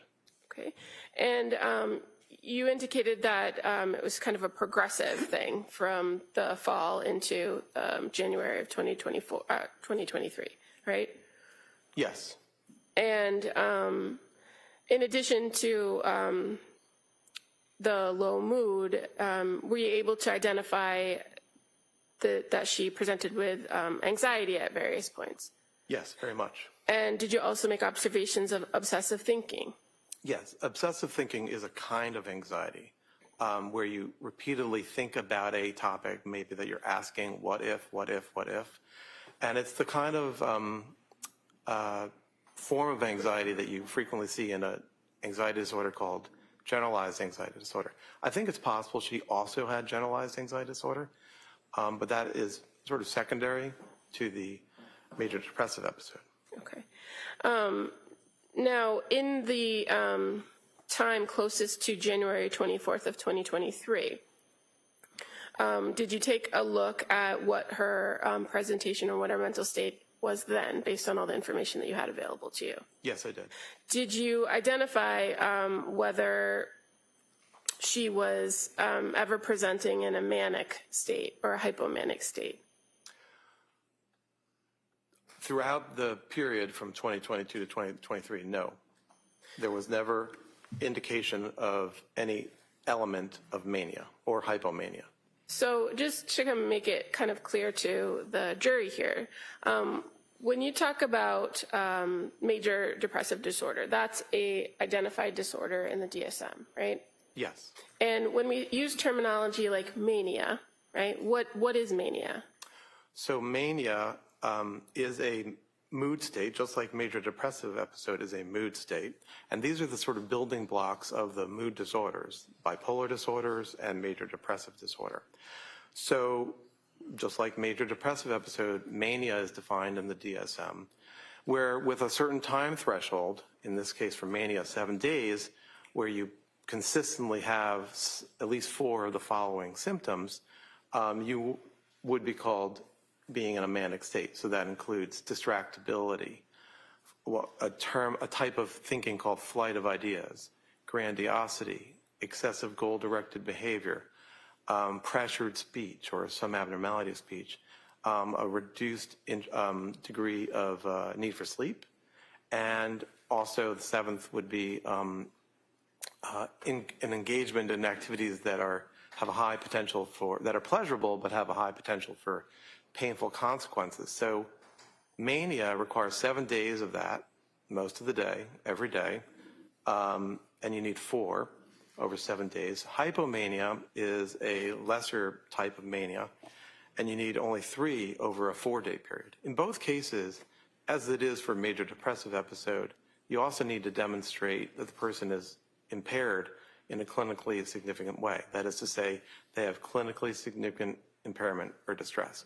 So these are the building blocks for the mood conditions that we're talking about. And so when you say you looked at the defendant's condition from September through January, September 2022 through January 2023, did you observe or did you find any evidence of mania or hypomania in what was reported was her conduct or her presentation? I could not find any example of behavior or thinking that corresponded with those elements of mania or hypomania. Now, what about in the days immediately after the incident, were there, you said you reviewed records from Brigham and Women's Hospital, correct? Correct. Did you identify or could you find any evidence of mania or hypomania during that time period? No. And in fact, there are actually some instances that would tell you that she was in those states, correct? Like her behavior? Yes, sustained. During the time period of immediately after the incident, what did you observe or did you observe in the records some activity at Brigham and Women's Hospital that would show that she had linear thinking and goal direction? Well, after she was removed from the medication called dexmedetomidine, which was sedating her and having her sleep, intentionally. After that point, she awakened, the records indicate, and was able to think coherently with goal-directed thoughts. One example, and so the various mental status examinations done by the doctors at the Brigham generally showed normal mental status. One particular portion of the record reviews their review of whether or not she had the ability to make a decision. In that case, a change to her healthcare proxy. And so the physicians there were able to examine her closely in order to understand that she did have decision-making capacity. And that's an example of something you reviewed in the record that was close in time to the incident itself, correct? Yes. And you also were able to review records from Jennifer Tufts from an appointment with the defendant the day before the incident occurred, correct? I did. And again, in those records, did you find anything that would have been suggestive of mania or hypomania? Not of mania or hypomania, no. What about psychosis? Did you observe any of that? I did not throughout the period in question. So tell us what psychosis means. Psychosis is a form of thinking where the person has disorganization and also may have a lack of what is called reality testing. So the individual may not be able to engage in behaviors or activities or cognitive thoughts to check if a belief or an experience is real or not. So is there any particular way in which a person can display psychosis? Psychosis can be displayed in many different ways. It can be based on the things a person says. For example, delusions are fixed, false beliefs that the individual has, and that they exist despite the person being told that that's not true or testing it with others. You also can at least suspect psychosis in the form of hallucinations, which are unreal stimuli that an individual experiences. Sometimes you may see individuals actually moving their body to respond to stimuli that they think or they are experiencing in the environment. But hallucinations can also be taste, smell, or things that you hear or things that you see or feel on your body. And there is a kind of psychosis that includes some of that, but also simply includes an individual's lack of ability to act in an organized manner. So a person in psychosis can sometimes do the normal things that they always do, right? It depends on what kind of psychosis and how bad the psychosis is or to what extent it is occurring. But individuals with, say, delusional disorder, which is a disorder where your problem is you have a delusion that is affecting your life, those individuals can mostly go about their lives in other areas, at least other areas that don't have to do with that particular false belief. What about with hallucinations? How does that manifest itself? There is a subgroup of the population that actually experiences hallucinations frequently and has no negative effect from it. But for those who have hallucinations as a part of a disorder of psychosis or bipolar or mood, there are ways in which the individual can live with the psychosis or live with the hallucination and be able to be resilient to it and go ahead with their lives. So even if a person does have some form of psychosis or has delusions or hallucinations, they could still manage in society by following the rules, right? Like I said, it depends on which delusion or which hallucination, but there are individuals, and it may be who can, and there may also be people who can on a stable basis, but there also are individuals. Next question. As far as a person who might be suffering from psychosis, can they appreciate or do they know right from wrong? there's no reason that psychosis in of itself inhibits a person's ability to know right from wrong. Now, as far as in this case with this particular defendant, you have identified that you believe it's a major depressive disorder, right? Yes. Did you consider other diagnoses?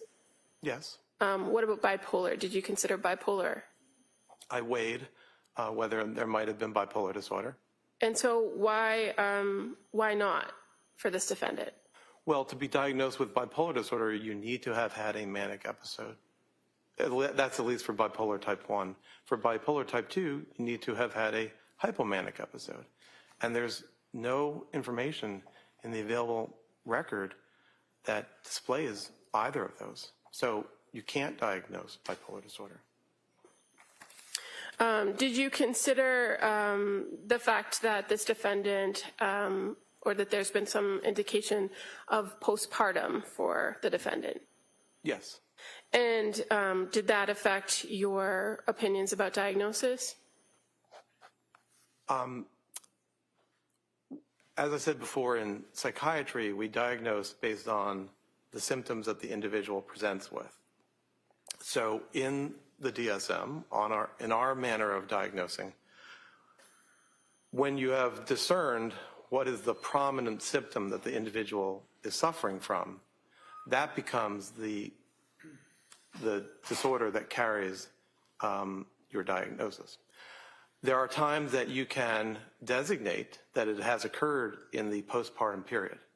DSM states that that would be within 4 weeks of birth. It also allows for the symptoms to have occurred before birth. So that is the standard that we utilize when we choose to add on that designation of something being postpartum. Could I object? It doesn't matter what we do, it's what he does. All right, next question. So as far as consideration of postpartum, do you rely on the DSM-5 in your diagnostic criteria? I do. You're aware that there are other, that it's not universal across the world, and that there are other opinions about the postpartum period, right? I'm aware that there are psychiatrists and others who have asked to make a specific diagnosis that relates to psychiatric problems in the postpartum state. That has been studied over the years. At this point, that has been suggested to the makers of the DSM and has been rejected. But so I guess my question is more based on your overall view of or review of this particular defendant. The onset of symptoms, when did they occur in this postpartum period, or did they? The distress that we're talking about began in September, which is about 4 months after the birth of the most recent child. And so if you're relying on the DSM as 4 weeks postpartum for a lot of these illnesses, mental illnesses, then the defendant was well outside that period, right? Correct. And as far as for the last child, when the killings occurred, that would have been 8 months after the postpartum period, correct? Roughly, yes. Now, in this case, you are aware of certain behaviors and thoughts that the defendant had that have been suggested as psychotic, correct? Yes. And did you consider those as potential psychotic features for this defendant? Yes. And so can you explain to us some of those potential features and what your opinion is about them? Right. Well, some of them were beliefs or concerns that Ms. Clancy had, which weren't necessarily psychotic. So one was the idea that in the midst of her distress and her impairment, that Child Protective Services or the Child Welfare Agency would act on, somehow take away her kids, to speak in a global way, but to somehow interact with her. I don't know that that's psychotic. Another is the idea that she was damaged permanently by the medications that she took.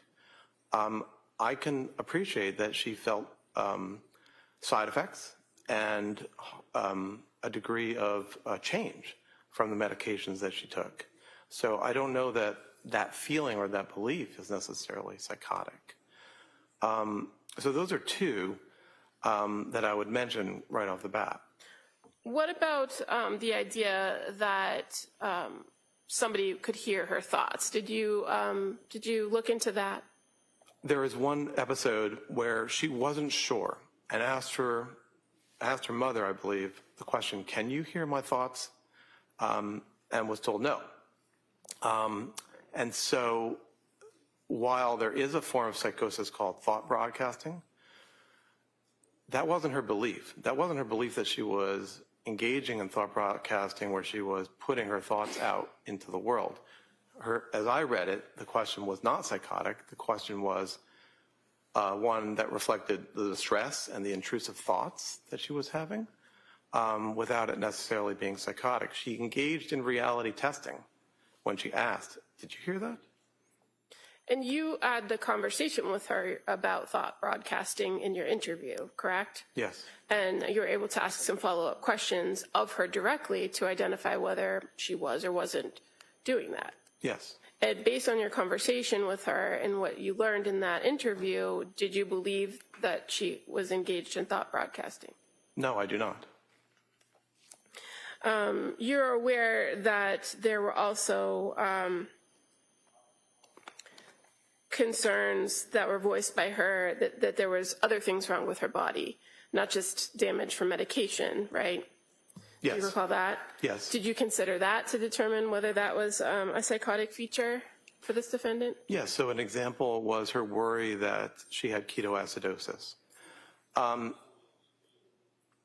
didn't necessarily think that that was psychotic. It may have been wrong, but it wasn't necessarily psychotic. She had been given a medication, Seroquel, where one of the side effects is that it negatively interferes with your glucose system.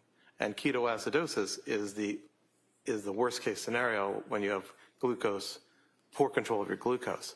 So I don't know that she had a fixed false belief that she had ketoacidosis, but she was worried about having ketoacidosis. So when you say that you considered these things and you didn't believe them to be psychotic, are you talking about them in the realm of, were they delusional, were they fixed false beliefs, or something else? Right, so I use that term specifically, as I said before, a delusion, which is a form of psychosis, is a fixed false belief, which is really immutable. You can't be convinced otherwise.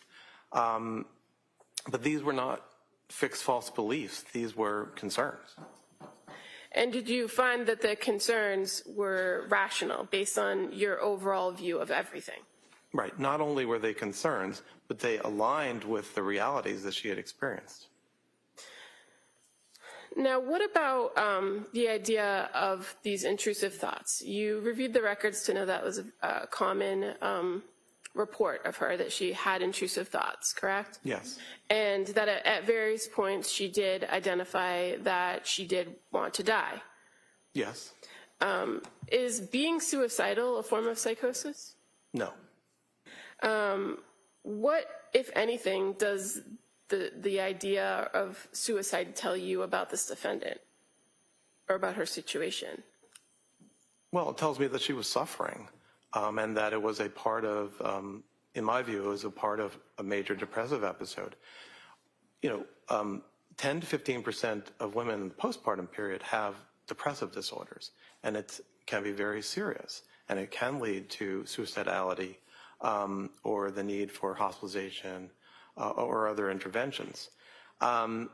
So the records show in my interviews that I gathered information that she was suffering, and suicidality is a form of suffering. Now, when you talk about suicidality, does it have to make sense why the person is suicidal? No, suicidality occurs, but it doesn't always make sense. Sometimes there might be places where one might say, well, why was that person suicidal? They had only good things in life, speaking hypothetically. But especially when an individual has depression, it just occurs. Now, when you're talking about people that have suicidal ideation, are there certain things known as protective factors? Yes. And did you identify in your review of this case in the records whether the defendant presented with any protective factors when it comes to suicidality? Well, are you asking, did Ms. Clancy identify protective factors? Yeah, at some point, is it fair to say she did identify protective factors? She did. And what were the protective factors? Mainly her mother and her children. That is to say, she wanted to, her urges or her interest in suiciding was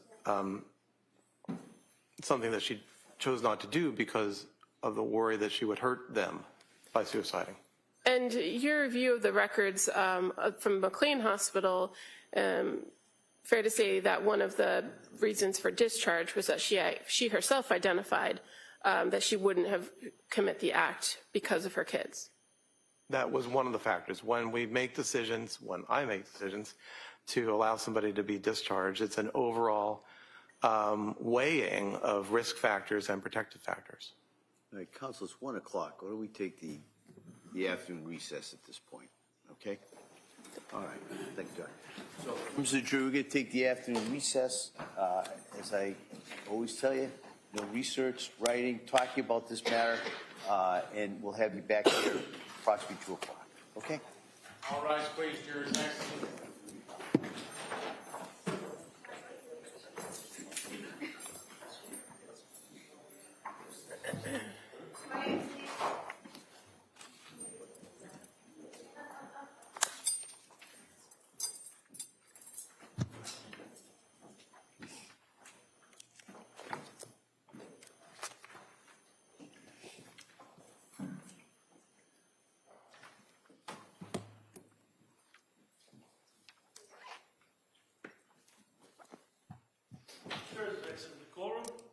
All right.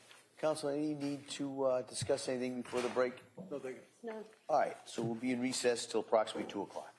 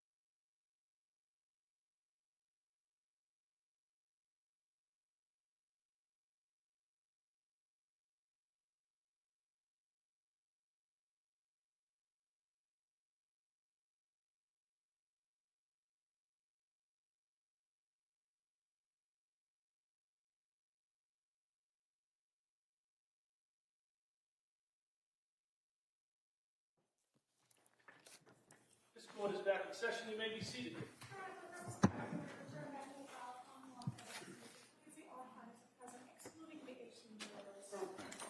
All right, counsel, we ready for the jury? Yes. All right. Yeah.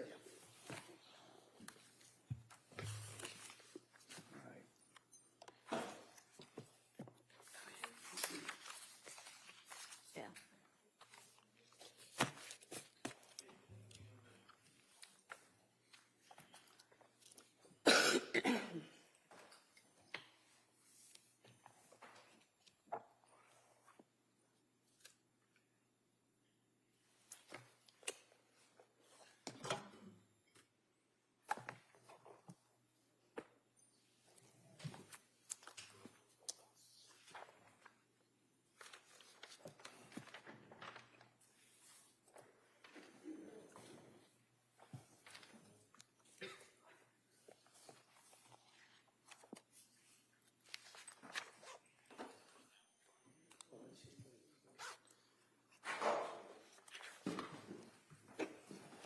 Court, all rise, please.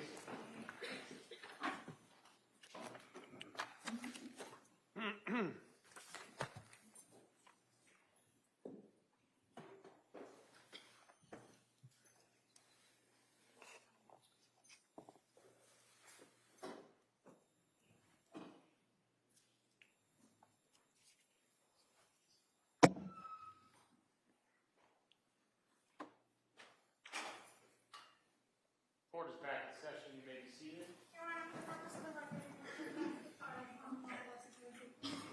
of present, including the attorney, including the 18 jurors. All right, Commonwealth?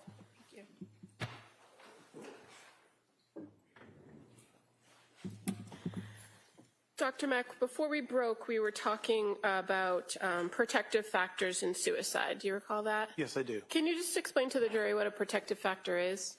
Well, when a person is suicidal, they have risk factors and they have protective factors. Risk factors are those aspects of the individual that make it more likely that the person is going to act on their suicidal thoughts.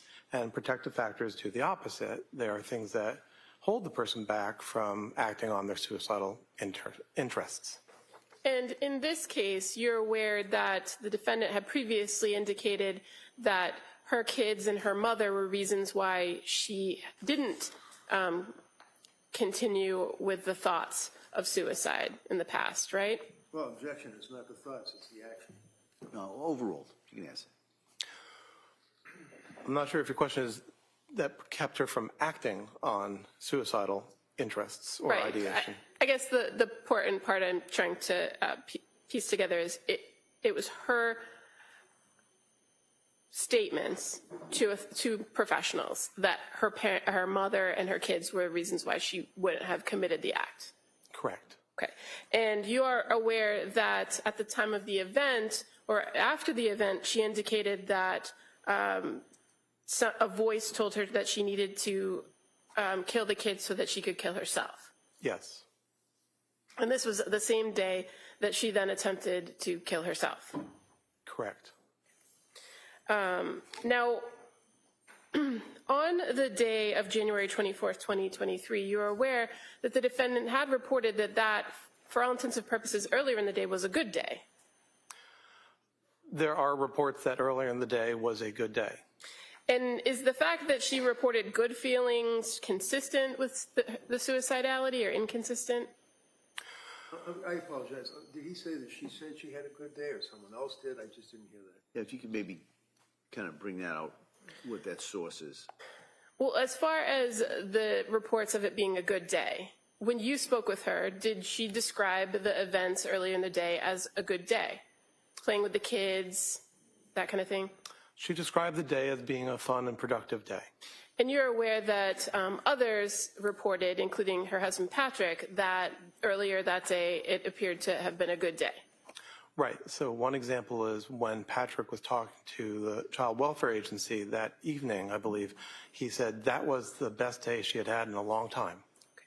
So, or something to that effect. The fact that there were reports of it being a good day, is that inconsistent or consistent with the idea of the attempted suicide? It's not inconsistent with suicide. it's also not inconsistent with the depressive disorder that she had. Much of the time, depression, major depressive episodes start to recover after around 3 or 4 months. It also is in my own view in psychiatry, and I believe others, an awareness that as a person is beginning to recover from the worst of their depression, sometimes suicides do happen when the person starts developing a little bit more energy and ability to act on their interests. So in your experience, do people sometimes display those positive feelings immediately prior to either an attempt or a suicide? Yes, that is something that does happen in my experience. While they're still very depressed, but they begin to be on the trajectory towards relative improvement. Okay. Now, just going back for a quick second, you had talked a little bit about hallucinations, and you described different types of hallucinations, meaning things that you can taste or hear or see, right? Yes. Are you familiar with the what's called command hallucinations? Yes. And what are those? Command auditory hallucinations are a type of hallucination where you're hearing something and it is telling you of an expectation for you to do. And are those things usually persistent? It can be. It can vary sometimes. It can be persistent. Other times it can be sporadic.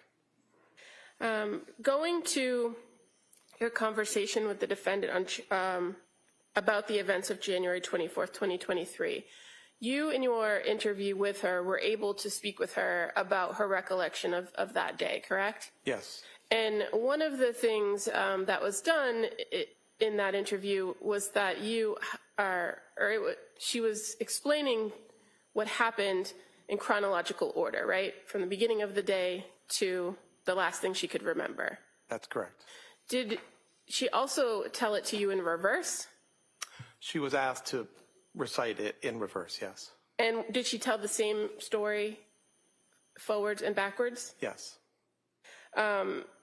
Was she able to recall details of some parts of the day but not others? Yes, I would say that's correct.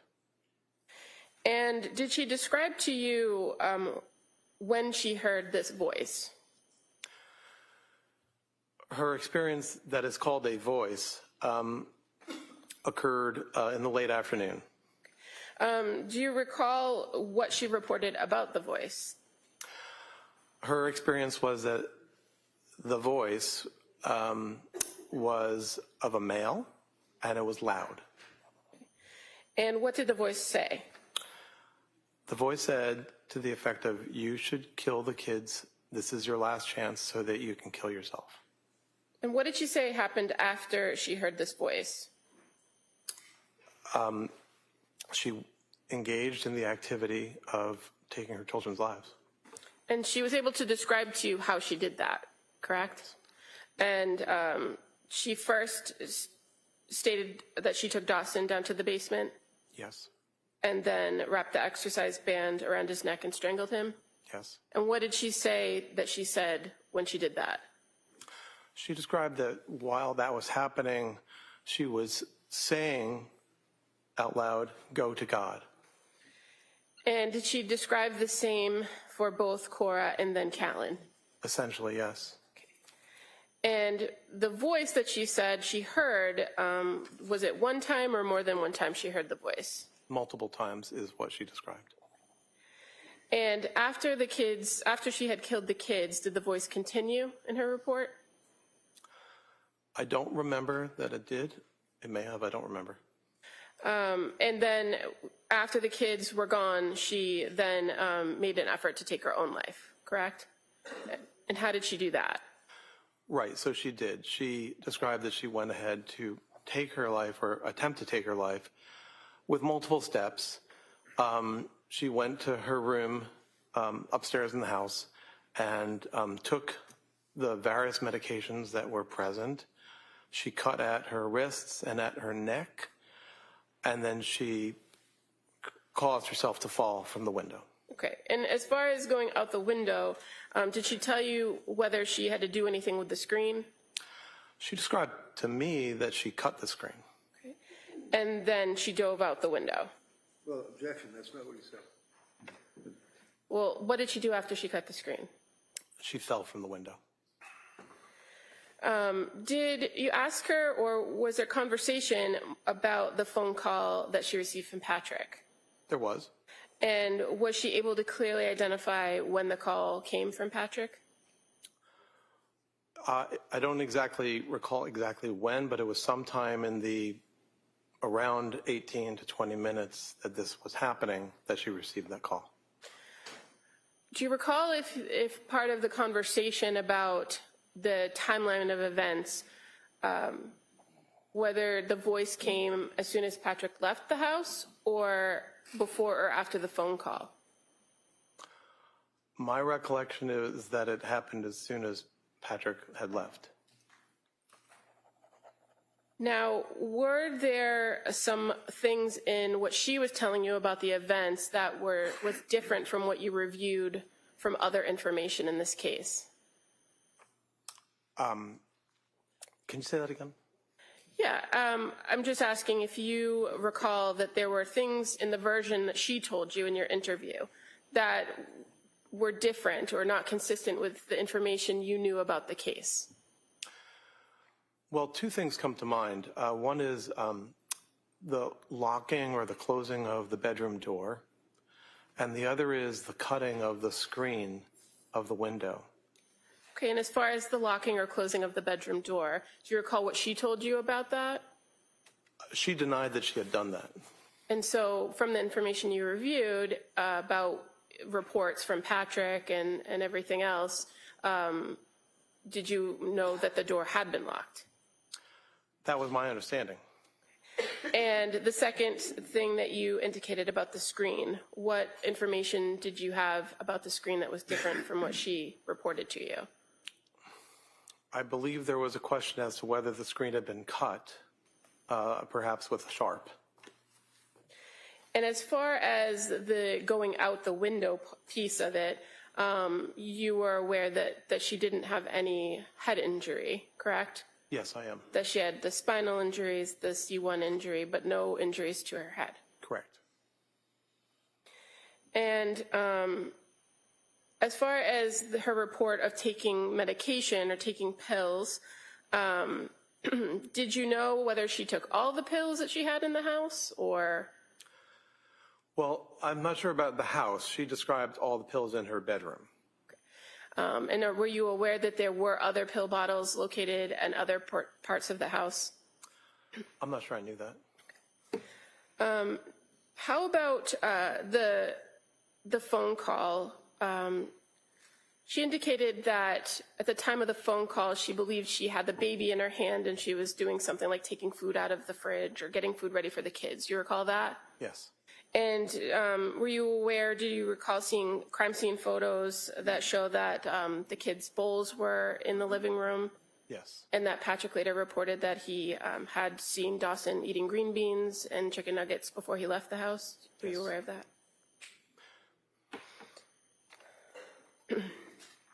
So, Dr. Mack, based on your review of this case, were you able to come to an opinion to a degree of medical certainty about whether this defendant was suffering from a mental disease or defect on January 24th of 2023?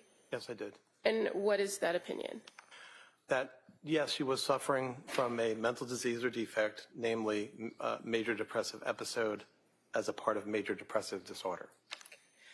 And as far as the substantial capacity to appreciate wrongfulness or criminality of conduct, were you able to come to an opinion to a reasonable degree of medical certainty about that? Yes. And what's your opinion regarding that? That she had retained that capacity. And what information do you rely upon to come to that conclusion? The first point is that this was a continuation. Her mental state at that time was a continuation of the mental state she had had for months. And it was a mental state that included the capacity to control her behavior and also to be able to conform her conduct to standards of law. So in that sense, first of all, there's not an indication to me that there was something that changed the overall capacity in that regard. Secondly, to the extent we are talking about the ability to conform her conduct to the law, one can analyze her actions and her behaviors and her thoughts on that day, or as close as possible, to the moments of the deaths. And that includes taking one of her children to a pediatrician that day, engaging in fun activities around the house that day, having engaged with one of her children's teachers the day before, having engaged in normal conversations with the restaurant that she ordered food from, 3V, and then also interactions with the pharmacy, CVS, where she was getting the Miralax from. So in all these places, there was the ability to act normally. There doesn't seem to be any deviation from where she had been all along, which included this capacity. Furthermore, I would add that as a part of her interactions with the community or in driving, she had abided by law and abided by standards of the community at all those times. So there isn't necessarily, to me, any way in which that deviated that afternoon. So you're speaking about her ability to conform conduct, which is one of the things we're talking about here. But I want to go back to the appreciation for wrongfulness or criminality. As far as that goes, were you able to form an opinion about that? Yes, sorry about that. That's yes. Okay. So what's your opinion about her ability to substantially conform, or excuse me, her substantial capacity to appreciate the wrongfulness or criminality of her conduct?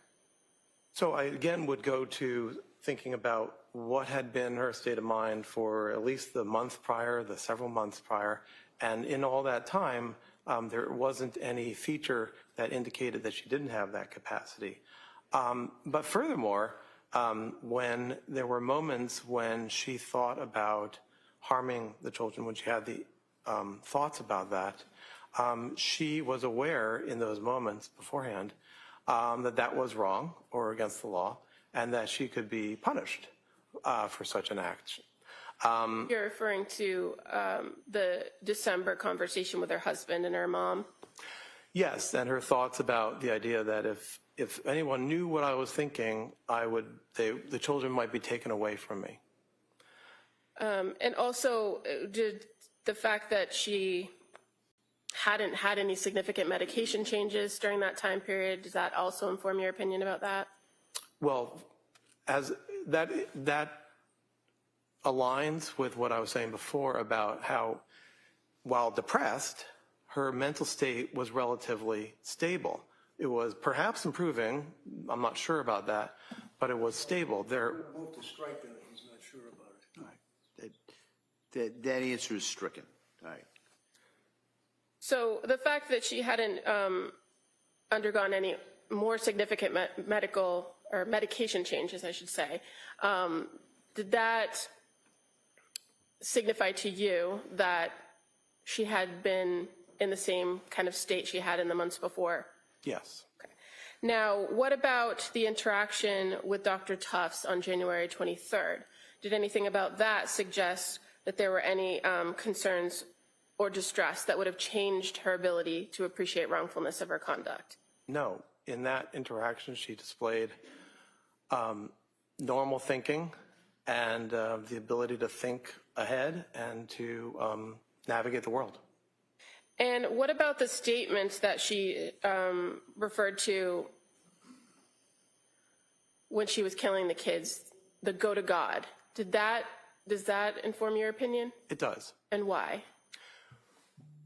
My understanding is that the sentiment, go to God, is a way of bestowing or thinking about the children as innocents and as ones who hadn't done wrong, while what she was doing was the opposite, was wrong, or could be construed as wrong. And so go to God not only was a hope for the children, but also a description of the situation. Okay, and what about the report from her that the voice was telling her, this is your last chance? Is that significant to identify whether she would have had some knowledge or known that it was something that was wrong? Well, to the extent that it was seen as her last chance, yes, because there was an awareness that it was something that would be disallowed by their father. And as far as after the incident, when she woke up at the Brigham and Women's Hospital, you're aware that she reported to the staff there that she was horrified, correct? Yes. And so the fact that she immediately afterwards identified that she was horrified, does that go to her capacity to appreciate the wrongfulness of her conduct? Yes. One can consider that her mental state, once she was removed from the dexmedetomidine, was similar to what it had been on January 24th. And in that regard, the feeling of horror, the feeling of shame that comes from being horrified indicates that she was aware that it had been the wrong thing to do. And then finally, just to go back to the substantial capacity to conform conduct, you've told us a little bit about that, about the fact that her condition hadn't really changed all that much. You outlined what she did that day. But is there anything else to consider based on everything that you reviewed that would indicate to you that she did maintain the substantial capacity to conform her conduct to the requirements of the law? I think that in the household, she was engaging this activity methodically, which highlights to me that there was an ability to conform her behavior to expectations of living in a household. What do you mean methodically? As I understand the deaths, they were done methodically, and I think you asked me about that earlier, one by one, in a way that was organized and that was intended to achieve a particular goal. Similarly, her attempt at suicide was organized and thoughtful in a sense that it included as many possible methods as possible. And as far as the killings of the children methodically, did she report to you in any way that she was given direction by this voice on how to complete the act and what exactly to do? No, she did not. And what about the call with Patrick? Is there anything about that indicates that she maintained some control or the ability to control herself where she did engage in a short conversation with him? Well, that aligns with what we were talking about before in terms of being aware that he would disapprove or disallow this, and yet she didn't say anything. She didn't say help, or she didn't say, I'm having these thoughts, so it wasn't stated.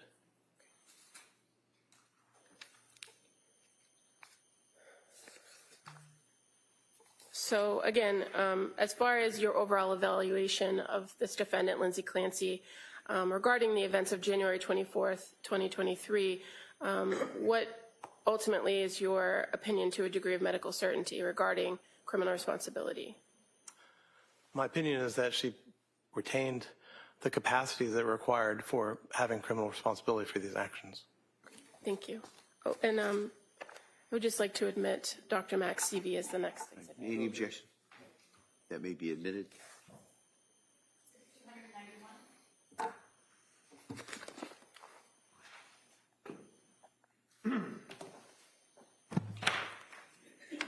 right, Mr. Reddington.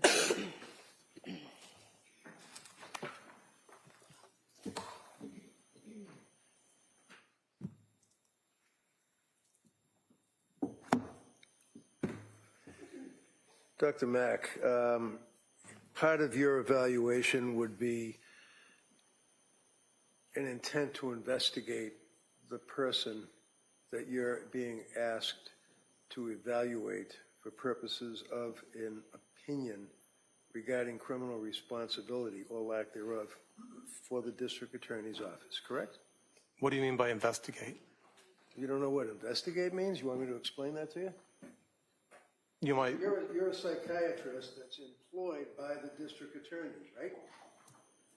retained by, yes. Oh, okay, so we're going to talk semantics. Isn't employed by, retained by, mean that you get money from it, right? I'm paid for my time, yes. Exactly. And normally, I don't even go there. Every one of us are getting paid for our time. Jurors, not so much. But nevertheless, you get paid for your time, right? Correct. I get paid for my time. The judge, Chrissy, Don, everybody gets paid for their time, right?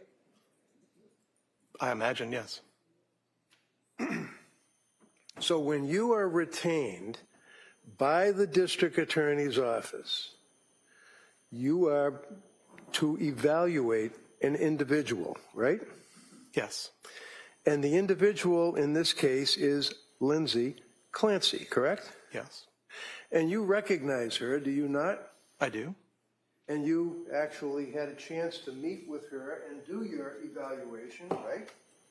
Yes. And part of your evaluation, you had to investigate into who she was. For example, her education, what she did for work, friends, family, right?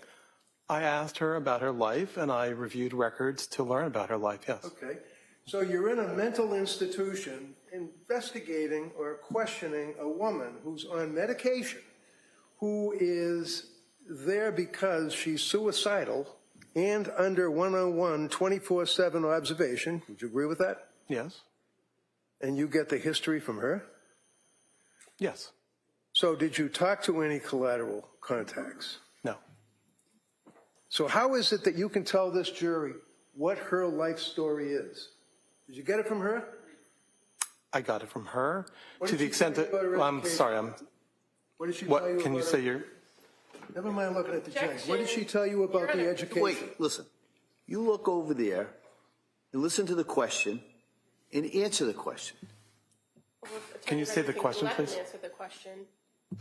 What did she tell you about? I'm sorry. Ask the question, What did she answer tell the you? question, and we'll go from there. What did she tell you about her education? She described her education in terms of being a hard worker through high school and college, and then going to nursing school. Okay, where'd she go to nursing school? I think the nursing school was through Partners Healthcare, I think at the MGH. And do you recall what the nature of the nursing was? Well, she had always wanted to be a labor and delivery nurse, and she was able to achieve that. So she worked as a labor and delivery nurse That's my understanding, yes. for a period of time. For several years, yes. 9 years, 7 years? I'm not sure exactly. Did you talk to any of the nurses that she worked with? I mean, was she respected? Was she a hard worker? Was she somebody that was ducking out early, didn't want to work?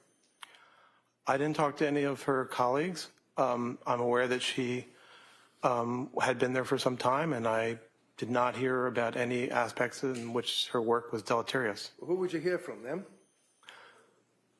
Well, one might have heard it from the notes from her spouse, and might have heard it from the defendant herself. Let's talk about one might have heard it. Is the one you're testifying?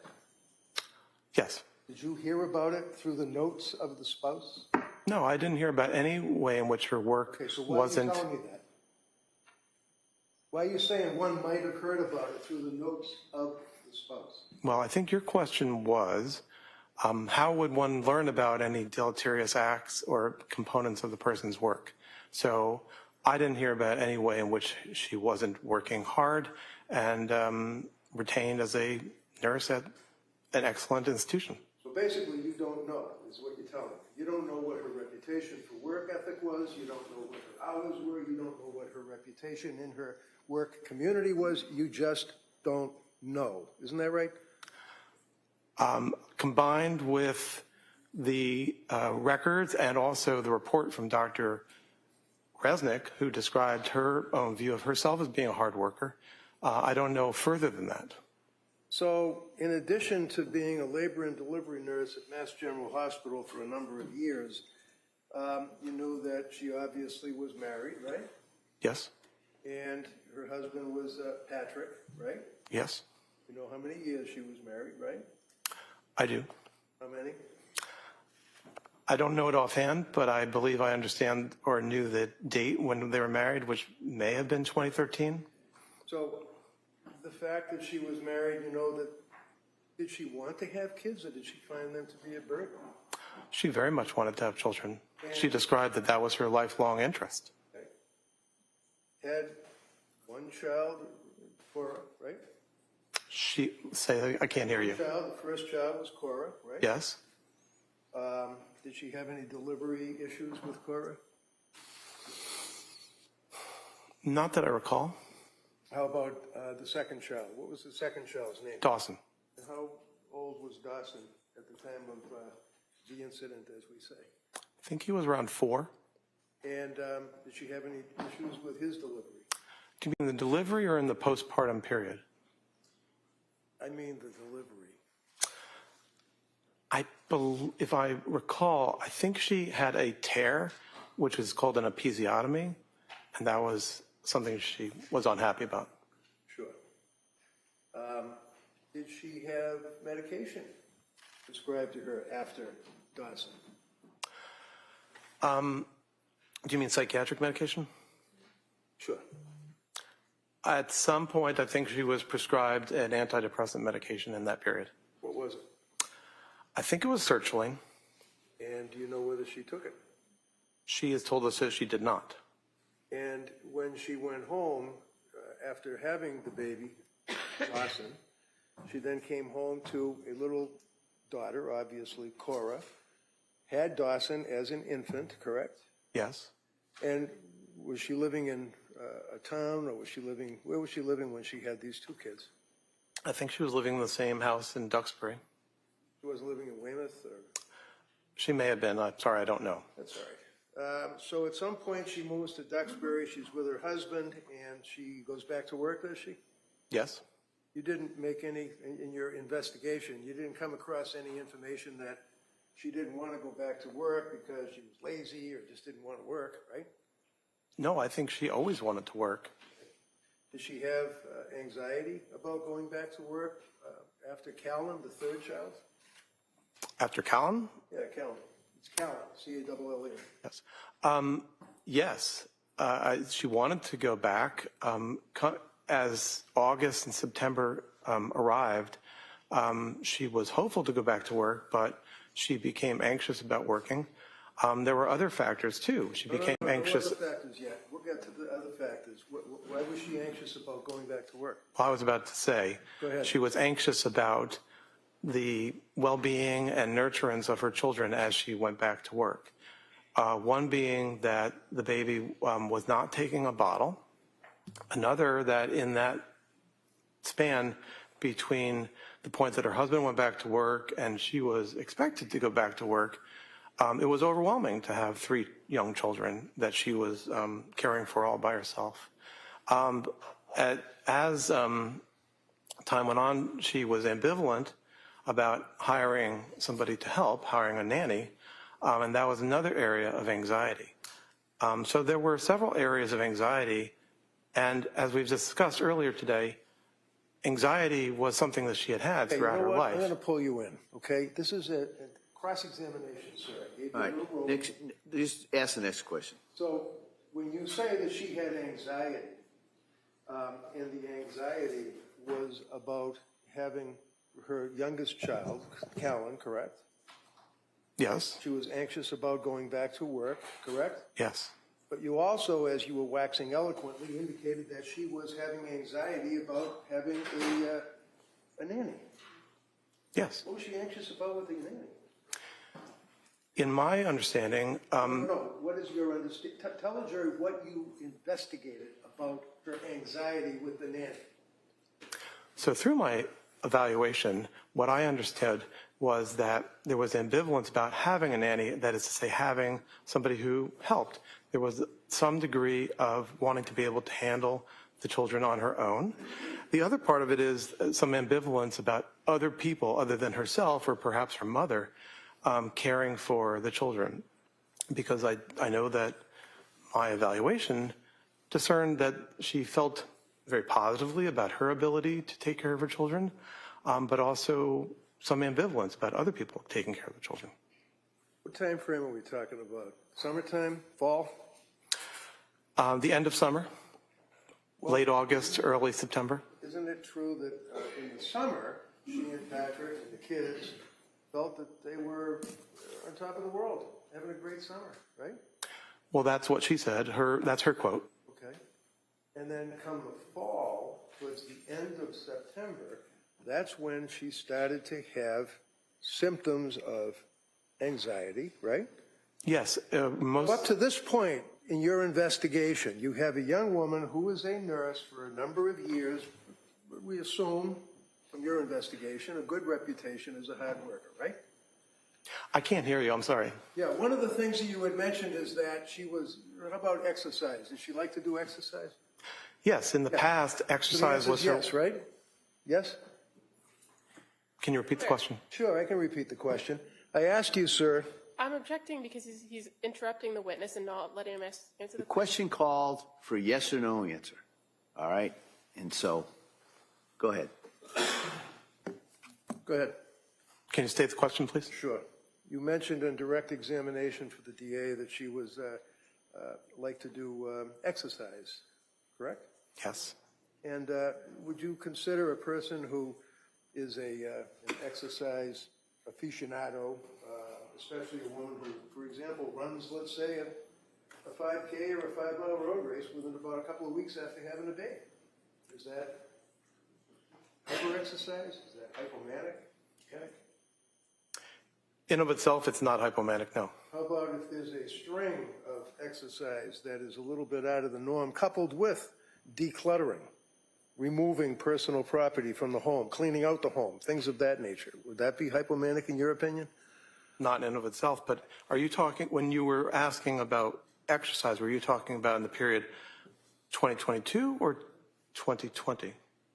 2022, Okay. after Callan. Okay? And I asked you about running the road race after Callan. Okay? You with me? Yes, I am. So would you suggest, sir, that that is something that one would at least anticipate, consider, or investigate as being this manic or hypomanic that you're talking about? No. So, by the way, one of the questions that you were asked, sir, is that when you got involved with investigating this case, do you recall that from the DA? So Do you recall that from the DA? the term investigate, if it's okay, I'll use the term evaluate. When you got appointed or retained by the Right. DA? So, and your question is? My question is, when were you retained by the district attorney, the prosecutors? It was sometime in early 2025. Early 2025. So like what, February, January? I think the reach out had occurred in maybe December of 2024, and I think that the retention was early in 2025. And what's a reach out? Well, the communication, the reaching out From? the district attorney's office. Okay. And then when you were asked that question, you indicated that you had to wait for a motion to be filed or something with the court. Do you recall answering that question? No. Well, if I suggest to you, sir, it was in December of 2024 that a notice of lack of criminal responsibility was filed. Does that seem to fit with the reach out? objection. Can we approach? Sure.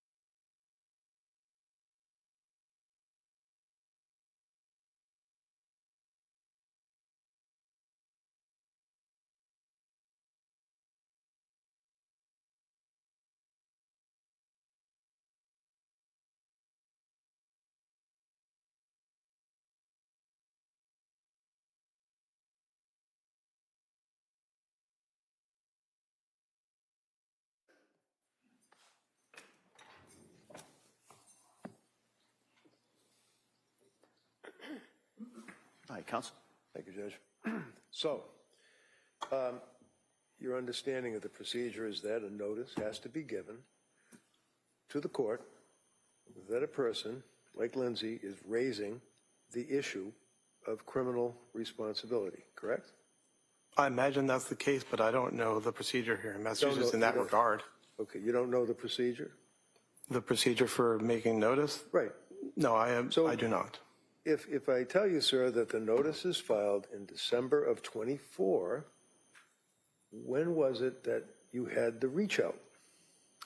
The first communication about the case was in, as I said a few minutes ago, in late 2024. And do you recall the circumstances of that communication? DA call you, a letter, what? No, I was contacted through a retention firm called Park Dietz and Associates. Dietz? Mm-hmm. He's a psychiatrist, isn't he? It sounds like you know him. I do know him. And actually, Park Dietz is a rather famous psychiatrist, is he not? Yes. He's testified in many cases, correct? Yes, but No, overruled. I said Park Dietz and Associates. I didn't say Park Dietz himself. Okay, well, you know Park Dietz, I imagine, right? I do. Yes. And you know that he's the guy that testified in the case and cited a Law and Order episode that didn't exist at the time he gave his opinion. Sustained. So is he still active? Objection. Sustained. Is he a psychiatrist now?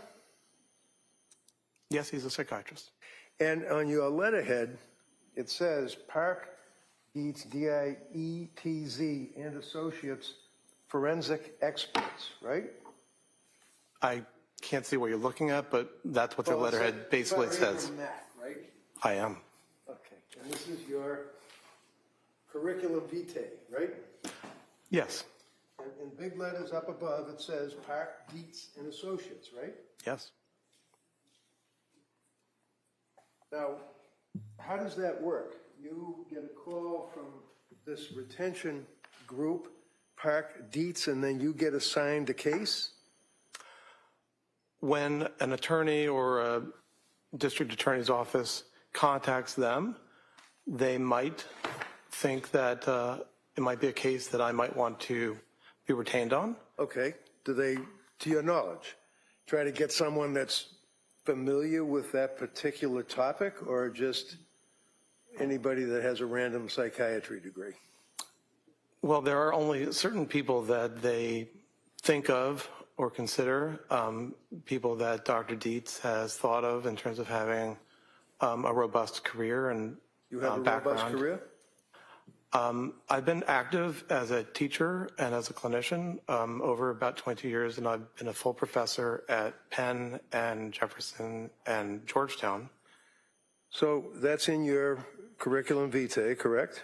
The 3 professor level appointments? All of your stuff, the things you wrote, things that you're interested in, your fellowships, professorships, all that, right? Yes. Okay. And that's introduced into evidence by the DA, right? Yes. So the jury's going to have it to look at, right? Okay. I didn't know that. Let's just take a look at it now. Is it your understanding that when you are, and I mean you individually, not Park Dietz Associates, requested to look at and investigate into the lack of criminal responsibility of a individual charged with a crime, that you got to try to be independent? Being independent is the expectation. The answer yes, you try to be independent? Yes, I do. Okay. Is it appropriate for you to evaluate an individual with another Park Dietz associate guy? You're referring to Dr. Habran? I am referring to Dr. Halbert. He's another one of the DA's witnesses in this case, right? Correct. And you know Halbert, right? I had not met him until we jointly went to do the evaluation this April. Jointly went to do the evaluation. Yes. What did you do? Both ride in the same car over to Tewksbury to talk to her? No, Did you have separate cars? we did. And then you met up beforehand and you went in to meet with Lindsay? Yes, I Both think of you that was. together? Both of you together? Yes. So you were under the umbrella of Park Dietz and Associates. Heilbrunn, who's going to be testifying Monday for the government, works under the umbrella of Park Dietz and Associates, and the both of you interviewed her at the same time, is what you're telling this jury? Yes. In your opinion, is that appropriate, sir? Yes. Did you talk to Kirk about your opinion? We have talked about each other's opinion. We have different opinions as far as I understand it. Did you talk to him about his report? No, No? I have not talked to him about his report. Have you talked to him about testifying here today? Not in terms of content. What does No. that mean? The other day he called me and said, what day are you going up to Boston? Okay. And Shipping that- up to Boston. Did you tell him? No, I wasn't sure what day I was going up to Boston. Okay. Did you review his report? I have reviewed his report. All right. And has he reviewed your report? I don't know. I assume so, but I don't know. Now, looking at your CV, you indicate that you're educated at Cornell, you got your medical degree, you had some fellowships. Do you have any particular interest in your practice, sir? Yes. And you have licensure in Delaware, right? Yes. Pennsylvania, Yes. District of Columbia? Not at the moment. It says 2005 to the present, but not anymore. Well, I'm not sure what date that CV is, but I allowed my DC license to not be renewed. Maryland, Same, I let it not be renewed. New York, I actually renewed that recently. Massachusetts, No, I haven't had that since I left here. South Carolina, I haven't renewed that in many years. Connecticut, Same, Virginia. same. So what does that mean that you have licensure? Does that mean you can be a psychiatrist in these states as long as it's active, or what does that mean? Licensure means that one can act as a physician when your licensure is in effect, yes. Okay. And as far as professional and scientific societies, you belong to the American Academy of Child and Adolescent Psychiatry, right? Yes. You belong to the American Academy of Juvenile and Family Court Judges, is that correct? I don't belong to that group at the moment. Well, did you? Is that on your resume? Yes, there was a moment when I was the representative from the American Academy of Child and Adolescent Psychiatry and the American Psychiatric Association and also the American Academy of Psychiatry and Law, of all three, to the National Council of Juvenile and Family Court Judges. So at that point, I was a member of the National Council. So I asked you about your interests or focus as a doctor. Would you agree, sir, that one of the things you put down is that you were involved in ad hoc reviewerships in the Journal of American Academy of Child and Adolescent Psychiatry, right? It does say that, yes. And then American Journal of Addictions, Yes, Pediatric Quality and Safety. yes. That's dealing with little kids, right? Pediatrics. Well, at the Children's Hospital of Philadelphia, we see patients up to 24. Okay. At Nemours, I believe up to 21. So you also express interest in child psychiatry. This comes under academic responsibilities. Child psychiatry, right? Yes, You have been involved in the doctoring course for first-year medical students, right? yes, Supervision of adult psychiatry residents, right? yes, Clinical evaluation, Department of Psychiatry, dealing with children and adolescents, right? I'm not sure that last one that you read, but Number 8 on no, but what does it say in its entirety? ongoing clinical education of PGY3 residents, Department of Psychiatry, Georgetown University Hospital, Institute for Children and Adolescents. Do you mean Regional Institute for Children and Adolescents? Resume, I don't know what it means. I'm just wanting to make sure I'm responding to your question. Do you have it with you? I mean, you can look The at it. Regional Institute for Children and Adolescents was a residential center in outside the Beltway where I served for 3 years. Okay, the focus nevertheless is on children and adolescents, right? Not at that time. What you mean when I was at Georgetown? I'm just looking at your resume. Okay. How about lecture of patient safety and quality improvement in child and adolescent mental health? That something that you were involved with as a lecturer, sir? Yes, about Okay. patient safety and quality, yes. Answer is yes. Yes. Just make it quick. You were a lecturer on a morass returns, adolescent cannabis, doubles lettuce, and other hallucinogen use, dealing with what, pediatrics, kids? Yes. Okay. You also did under lectures by invitation that you've been involved with lecturing on wither psychosis in adolescents, right? That was the title of a paper I gave, yes. So the answer is yes, right? The answer is I gave that paper, yes. Okay. Adolescents accused of murder or manslaughter, right? Yes. Okay. Wither psychosis, adolescent killers, a couple of years later, again, maybe an update, right? Right. Divorce for the clinician, right? Right. Divorce legal process and medical, social, and psychiatric sequelae, right? Right. Killer adolescents, drugs, school, and the courts, right? Right. Jumping ahead, 2014, for example, you had the morass returns, adolescent cannabis and other hallucinogens, right? I imagine, yes, I don't know exactly which one you're looking at, but that's the title of a lecture that I was giving. Childhood development and psychopathology, right? Is an interest, right? It is an interest, yes. Childhood development, again, in psychopathology, lecture to the United States Department of Justice, right? Yes. Lecturing to the United States Department of Justice, Department of Immigration, right? Yes. Cognitive bias think tank is another one of the lectures that you gave. Is that correct? Well, it was a committee or a task force that I co-led about the prospect of diagnostic error when people have cognitive biases. And what's a cognitive bias? Just curious. So when you think about diagnoses, there's always a possibility that an individual is sort of guided to one diagnosis or another based on various forms of preconceptions or biases. So a major part of this concept of patient safety is to prevent misdiagnosis.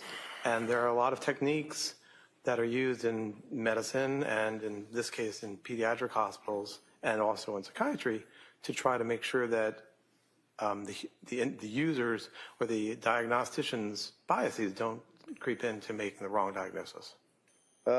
Research publications, sir, dealing with neuropsychiatric systemic lupus, erythematosus age, and the neurodevelopment model. That's one of your research publications, right? Yes.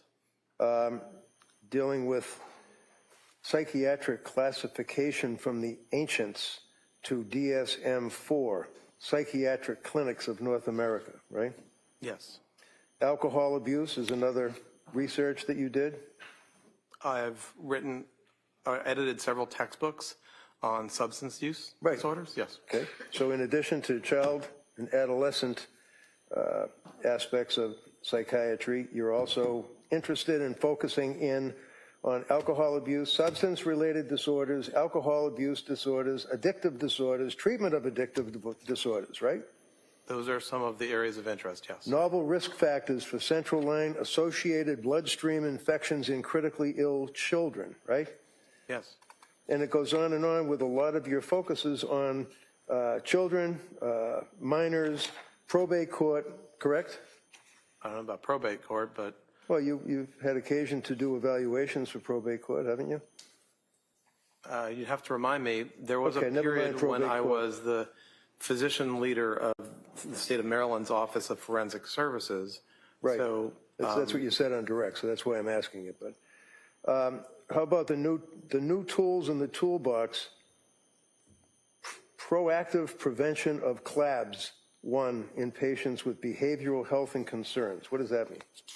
Well, CLABSI, central line associated bloodstream infections, are something that is a major concern of all hospitals around the country, and preventing them from happening is not only the work of cleaning the apparatus that touches patients, but also we learned that when patients have psychiatric problems, they actually are at a greater risk of developing a central line associated bloodstream infection, which is a significant complication of being in the hospital. So I started that work when I was at Georgetown, when I was an adult, mainly focused on adults, and carried it on when I was at Children's Hospital Philadelphia and at Nemours in terms of the pediatric risks for CLABSI. Okay. How about Clinical Manual of Adolescent Substance Abuse Disorder? That's another one of your chapters, right? Book? I don't think I wrote a book about adolescent substance use. Number 29, Mac AH, Clinical Manual of Adolescent Substance Abuse Treatment, Journal of Psychiatric Practice. Nothing Yeah, wrong that with was a chapter, not a book, but yes. Okay, but nevertheless, your focus and your interest is on adolescents that like to smoke weed and drink, right? No. Okay. Would you agree, sir, that you were interested in the American Psychiatric Press textbook you wrote for substance abuse treatment, right? Yes. All right. And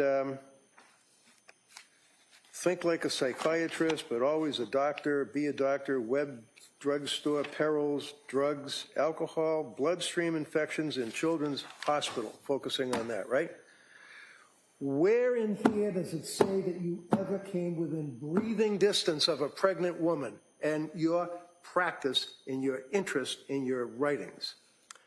So I remember being at the Brigham as a resident and How long ago was going that? to, how long ago was that? Yeah, give us a year. Well, you asked me when. So Yeah, I'm that's starting. when. When? That was the memory I have for that particular situation was 2001. 2001, so 25 years ago. Right. What And did so you do? since then, I went to the Medical University of South Carolina, and then I went to Georgetown, and all that period up until 2015, I was doing general psychiatry work with areas of focus in peds or in addictions, but also with forensics as an area. I see myself as somebody who's a generalist who happens to have a couple of areas of focus. In 2015, I did move from that generalist model to, when I left Georgetown, I moved to the Children's Hospital of Philadelphia and the University of Pennsylvania. And in those years, since then, I've been working in pediatric hospitals, where at CHOP, Children's Hospital of Philadelphia, the age is up to 24, and at Nemours, it's up to 21. So that is the overall area of adult and child psychiatry that I've been working in. Throughout the years at Georgetown, Okay, I would like to answer because I have more to tell you. Let him finish the answer. Go ahead. So at Georgetown, certainly that was all adult, and Georgetown has its own labor and delivery unit. And so that was plenty of engagement with women who were pregnant or who had just given birth. And then at both Children's Hospital of Philadelphia and at Nemours, there are these special units that have been designed for the last several years of high-risk pregnancy units. So actually at CHOP, one of my first roles there was to develop the psychiatry services coverage of the high-risk maternity unit there called the Special Delivery Unit. And I was the co-leader and then the leader of the consultation service at CHOP. And so I led the group of adult and child psychiatrists to tend to the psychiatric needs of that unit. Recently at Nemours, the same unit was built. And so, yes, in these pediatric hospitals, there actually are units of women who are about to have birth, who have just had birth.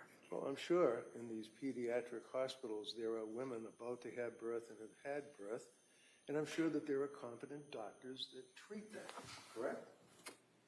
I would agree with you. How about you? How many women with postpartum psychosis have you treated?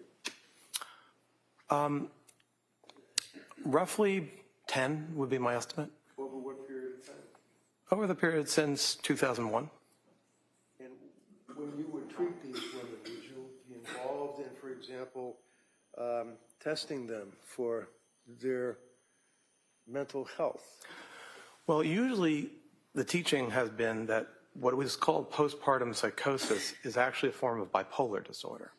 So what is important is to say, let's do a full evaluation of the individual's symptoms and signs, and then treat them and engage in treatment. And usually that's going to be a form of bipolar disorder treatment. That's the teaching. That is the general perspective. So with your wealth of knowledge on women that are pregnant and suffering from postpartum psychosis, do you know whether or not Lindsay was ever diagnosed with postpartum depression? I believe that the various notes from the clinicians over the year of 2022 to 2023 utilized the term unspecified mood disorder. Right. How about postpartum depression? I don't think that appellation was used. Okay. So was she ever administered EPDS?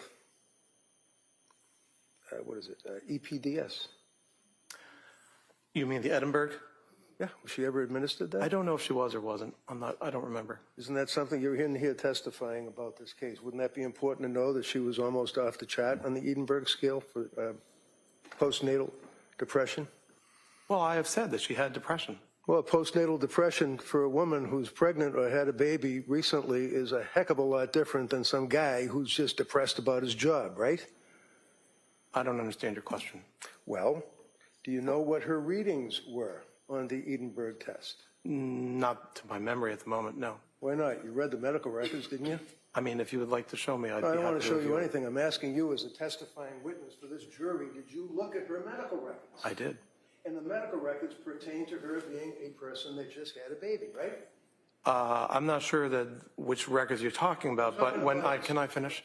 Can I finish? Can I? You're not going to finish. 2022, obviously, because we already talked about the summer, she was fine. When did she see Tufts? She started to see Dr. Tufts in 2022. When? I believe it was, well, she went to Dr. Tufts in September, and it was in October that she started taking the medication that Dr. Tufts had prescribed. Okay, and that was for what? You mean which medication, or what was the purpose? Medication. Sertraline.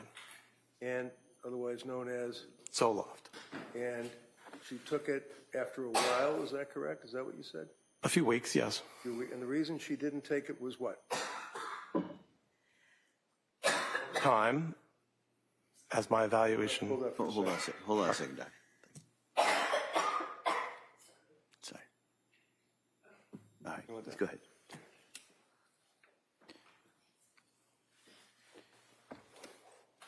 You want him to re-ask that question? I'm okay. Okay. So over time, Ms. Clancy has avoided taking medications. She's what?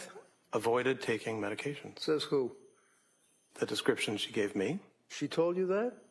My awareness from my evaluation is that she resists taking medications. And for example, No. Tell me what you mean by she resists taking medications. there are individuals in this world who do not want to take medications, and I think she described that she is one of them. So you know that she saw Dr. Tufts because she apparently was anxious, right? Yes. Prior to that, other than having anxiety about public speaking as a nurse in nursing school, and after she had one of her children, she didn't have any psychiatric history of medications, right? She had not taken medications, but she had had a lifelong degree of anxiety. It hadn't been at the level of disorder, but she had had Lifelong? Yes. Okay, how about in grammar school, high school, college? Did she have difficulty that she was anxious? So what I was saying is that anxiety can drive people, but she had a lot of anxiety and she was hardworking, and the anxiety helped her to be hardworking. But when it comes to medications... Okay, hold on. Mr. Reddington, you got go ahead. Doctor, finish the question. But when it comes to medications, she described that she didn't want to take medications. And an example was the time that after the birth of her second child, that sertraline had been prescribed, but she chose to get through her anxiety and depression by exercising. And that is something that people do. But it also highlights that in this case, she didn't want to be taking medications. And I think that we also understand that in the fall of 2022... All right. At this point, I'm going to stop. Next question. My question was, you said that she had a lifelong resistance to taking medication. That's what you said, right? Yes. Yes? Okay. Yes. Then I asked you, grammar school, high school, college, did she have any records, any witnesses, any documents that she had a resistance to taking medication? Only her description to me. She didn't tell you that she was resistant to medication in grammar school and high school and college? What are you, making this up? Objection. Yeah, sustain. Next question. She didn't tell you that. I understand her to have told me that generally she did not want to be taking medications. She didn't necessarily specify in grammar school, but that is her basic. College. Yes, I think that her description was as a adolescent and as a young adult, she was not interested in taking medications. You really have that written down somewhere? I'm happy to be proven wrong, but I believe that that's what I understand it to be. You believe that's what it is? You don't know whether you have it written down somewhere, right? Can I refer to my Read report? the whole report. I don't care. Because it's not there.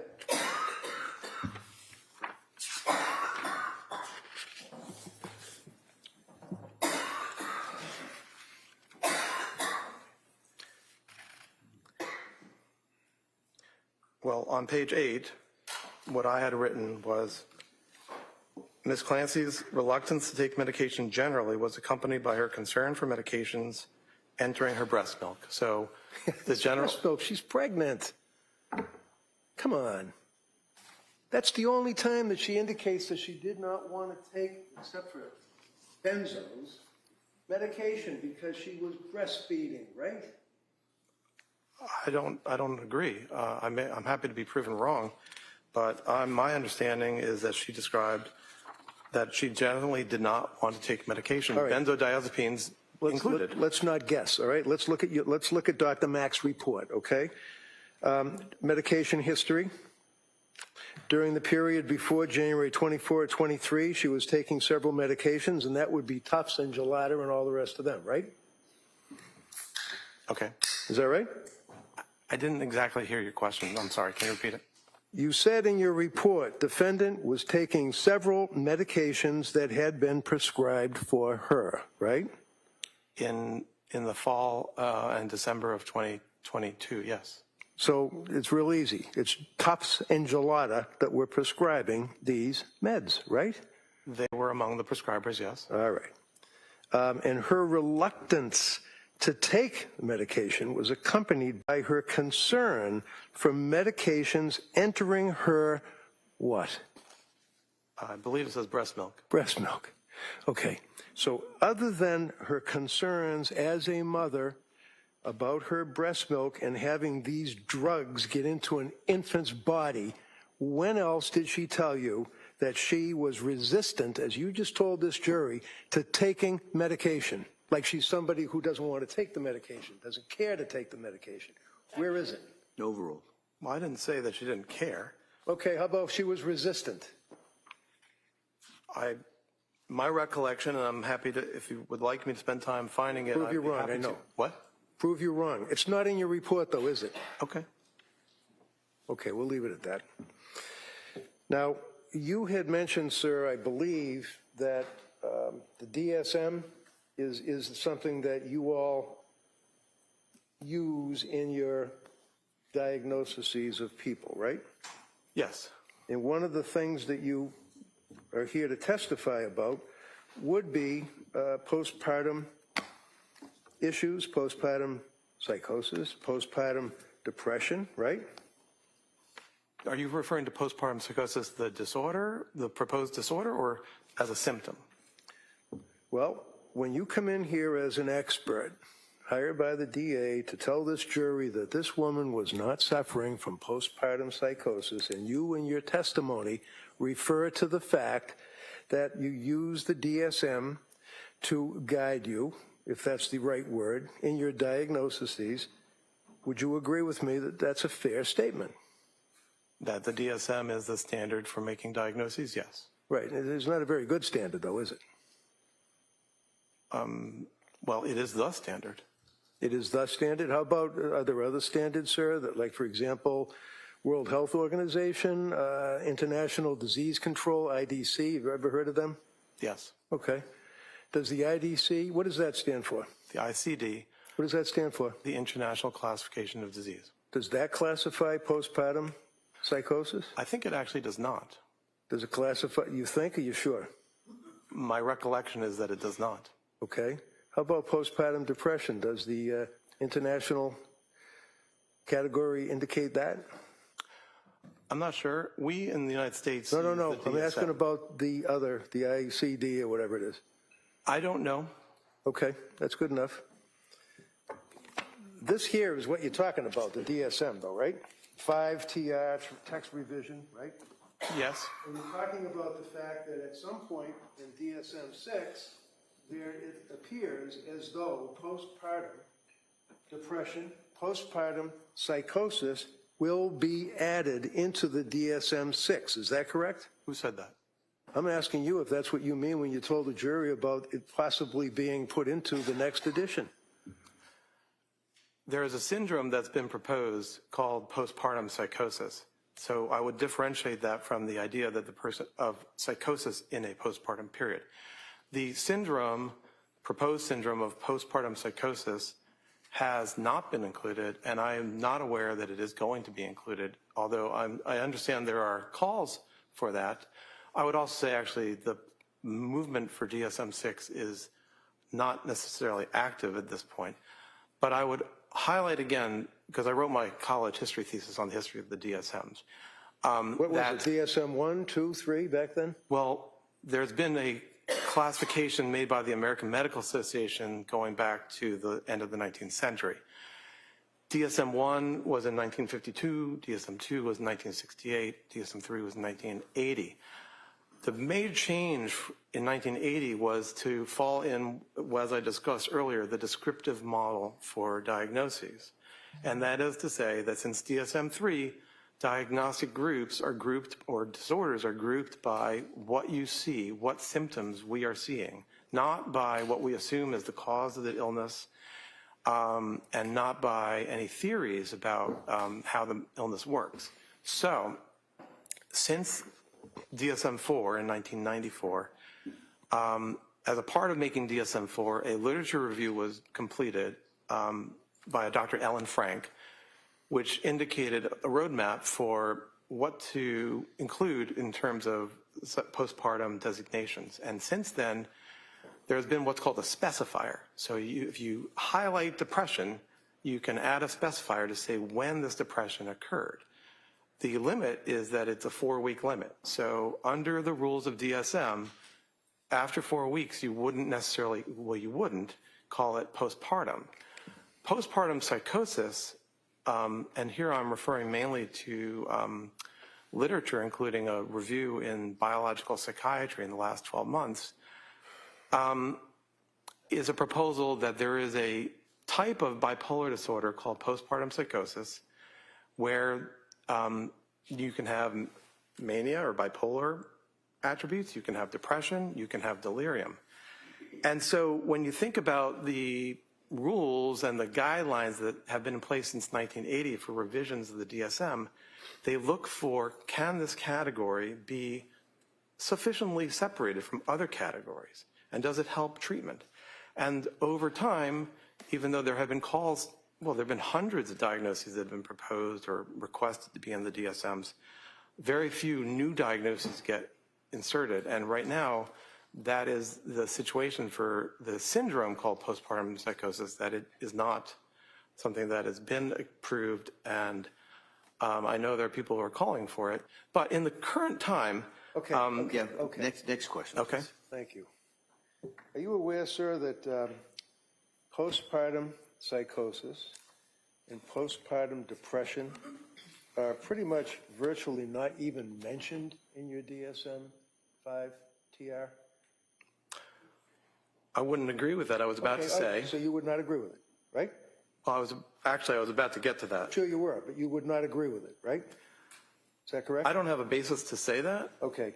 So looking at, and this is 1,050 pages of people putting together like a cookbook, fair to say, right? No, I wouldn't call it a cookbook. No?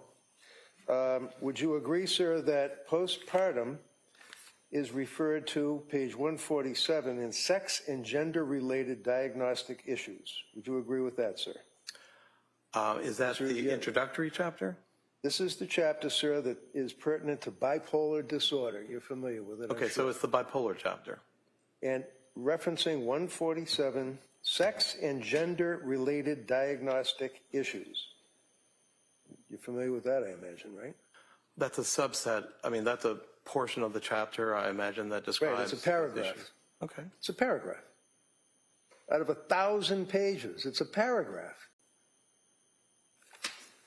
What's your question? Women may be more likely to experience rapid cycling and mixed states and to have patterns of comorbidity that differ from those of men, including higher rates of lifetime eating disorders. Come on. This is what they talk about with postpartum psychosis and postpartum depression, eating disorders, and the difference between women and men?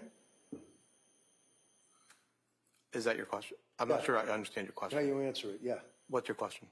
Postpartum disorders, sir, the difference between women and men, and they make reference to eating disorders? Well, I think the section header, if you don't mind reading it again, was aspects about gender. And so in that section, I imagine they're describing it. I didn't write the DSM, so I'm not here to represent it. Okay. I can just tell you about it. All right. Okay, right here. Sex and gender-related diagnostic issues, right? Would you agree that's under the bipolar and related disorder section? Yeah. The DSM, okay. Page 147 talks about women more likely to experience rapid cycling and mixed states and have patterns of comorbidity that differ from those of men, including higher rates of lifetime eating disorders, right? Did I read that right? That's all right. Okay. And then it goes on for the rest of the paragraph that women with bipolar 1, read along, or 2 disorder are more likely to experience depressive symptoms than are men. Did I read that right? Yeah. That they, meaning women apparently, have a higher lifetime risk of alcohol use disorder than men. Really? Did I read that right? Yes. And that they also and much greater likelihood of alcohol misuse disorder than women in the general population. Some women with bipolar disorder experience exacerbation of mood symptoms during their premenstrual time period. Right? It says that, yeah. Yeah. And that this has been associated with a worse course of illness. Many women with bipolar disorder also report severe emotional disturbances during perimenopause, when estrogen levels are decreasing. Did I read that right? Sorry. Wait, because It does say that. okay. And that there does not appear to be an increased risk of mood episodes in pregnant women with bipolar disorder, except for those who discontinue medications for pregnancy, right? Is that what it says that in the DSM? Yes, Right. it does. So what does that tell you, in 25 words or less, sir, when that sentence, where it talks about there does not appear to be an increased risk of mood episodes in pregnant women with bipolar disorder except for those who discontinue medication for pregnancy. What does that mean? What it means is when thinking about women who have bipolar disorder who are pregnant, the risk of having either a manic episode or a hypomanic episode or a depressive episode generally stays stable compared to when the person is not pregnant, except in people who do not take medications for bipolar during the pregnancy. And then it goes on to read, the specifier with peripartum onset should be used for mood episodes that begin during pregnancy or within 4 weeks of delivery. Is that the 4-week cutoff that you're telling the jury about? That's the 4-week cutoff that's on that specifier, the peripartum specifier. Yes. When was this last amended? 1958?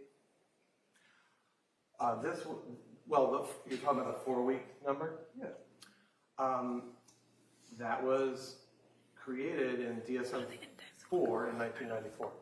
And how about the World Health Organization? What's their cutoff using that term? I don't know. How I can about tell the- you that how the about the- proponents Go of ahead. postpartum psychosis, the illness, utilize, I believe, 12 weeks, maybe 6 weeks, but not more than 12. How about the, what is it, IDC, ICD? The World Health Organization's International If I Classification. tell you it's a year, would that mean anything to you? It's not 6, maybe 12, it's a year? Does it mean anything to me? Yeah, does it mean anything to you? With regard to what? It's a year. You're talking about 4 weeks, but they're referring to a year. Well, Like, the you're- distinction between the ICD and the DSM is substantial. The DSM, All right.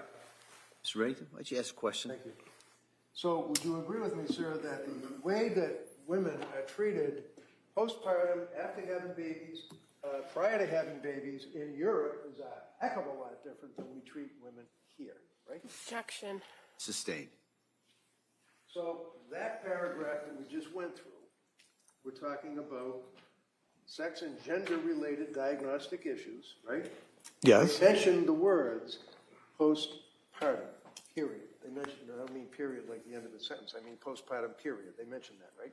yes, And I read that correct. That's a paragraph, right? yes, And then out of the 1,050 pages, we can then go to another, page 156.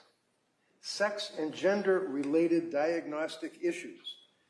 And it makes reference to the gender ratio for bipolar I disorder, right? okay, Would you agree that the gender ratio for bipolar I disorder is equal between women and men? yes, And does it then go on and say that bipolar II disorder are mixed, differing by type or sample? There is little or no evidence of bipolar gender difference in the general population, and some, but not all, clinical examples suggest that bipolar II disorder is more common in women than in men. Is that right? it may be. It As may I be was, because you want to look at it, or it may be because they might be wrong. well, women have depression more than men, unfortunately. And so that is something that it gets reflected when it comes to bipolar type 2. So patterns of illness and comorbidity, however, differ by sex, with females being more likely than males to report hypomania. Does that sound right? It sounds right. And that women would have mixed depressive features and a rapid cycling course, correct? That sounds right. May be a trigger for the hypomanic episode, which can occur in 10 to 20% of females. In non-clinical populations, most typically in the early postpartum period. Does that sound right to you? It sounds, I mean, you're reading it, so I agree. Yeah, yeah. Okay. Okay. And there's a big difference between DSM and WHO, right? I don't know the WHO's 12 months, what it refers to. When it comes to the proposed postpartum psychosis, one of the elements of the proposal is that it is particularly related to the physiologic changes that happen at the time of birth. And actually, one of the objections that that group has to the way that the DSM is written right now is that they would like it to be solely post-birth rather than one that encompasses pregnancy and birth, because it aligns with the theory that this type of disorder is related to those physiologic changes. So the timing of being closest to birth is instrumental in that proposal for postpartum psychosis, the disorder. When it's described as a disorder that occurs almost right away at the time of birth. And it is urgent. Who says that? Who? The literature on postpartum psychosis, whether it's postpartum psychosis. What literature? It's not in the Bible, right? Well, it's not in the Bible, but the reports by the people who are advocates, an expert consensus panel who are advocates for inclusion of the syndrome of postpartum psychosis. And they've been trying real hard. Let him finish. Well, he's just going to go on for another half hour. I'll finish, Doctor. Go ahead. I don't have anything more, sorry. All right, go ahead. Would you agree with me, sir, as it relates to this panel of people that you're talking about, these are the people that are trying to get postpartum psychosis, postpartum depression into the DSM-6, right? I don't think they're trying to get postpartum depression included because it already is there. In the 2 paragraphs that I just read? No. Okay, is there somewhere else that talks about postpartum depression? Yes. Okay, where? Well, the report mentions, and I'll find for you what are called the specifiers, where for both bipolar disorder and also for depressive disorders. There you go. Well, it's in there, but I'll find it in the book.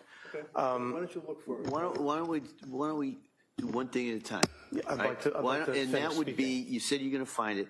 Just find it. Okay. And then once you find it, then we'll go on to the second part, which would be asking questions and answering questions. Okay.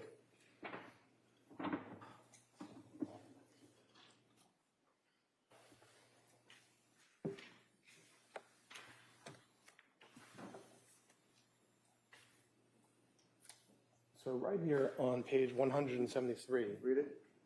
I'll describe what I'm talking about before I read it, if that's okay.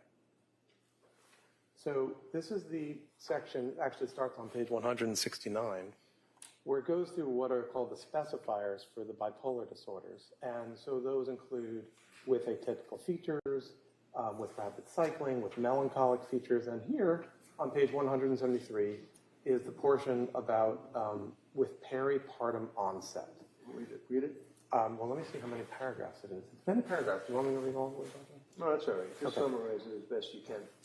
What I would summarize, and a similar passage is in the chapter on depressive disorders, is that it provides a way to designate that somebody's depressive disorder, or in this case their bipolar disorder, had peripartum onset. Now that's important, and they provide a lot of important information there about epidemiology and the course, by course I mean how it's going to go in terms of the disease.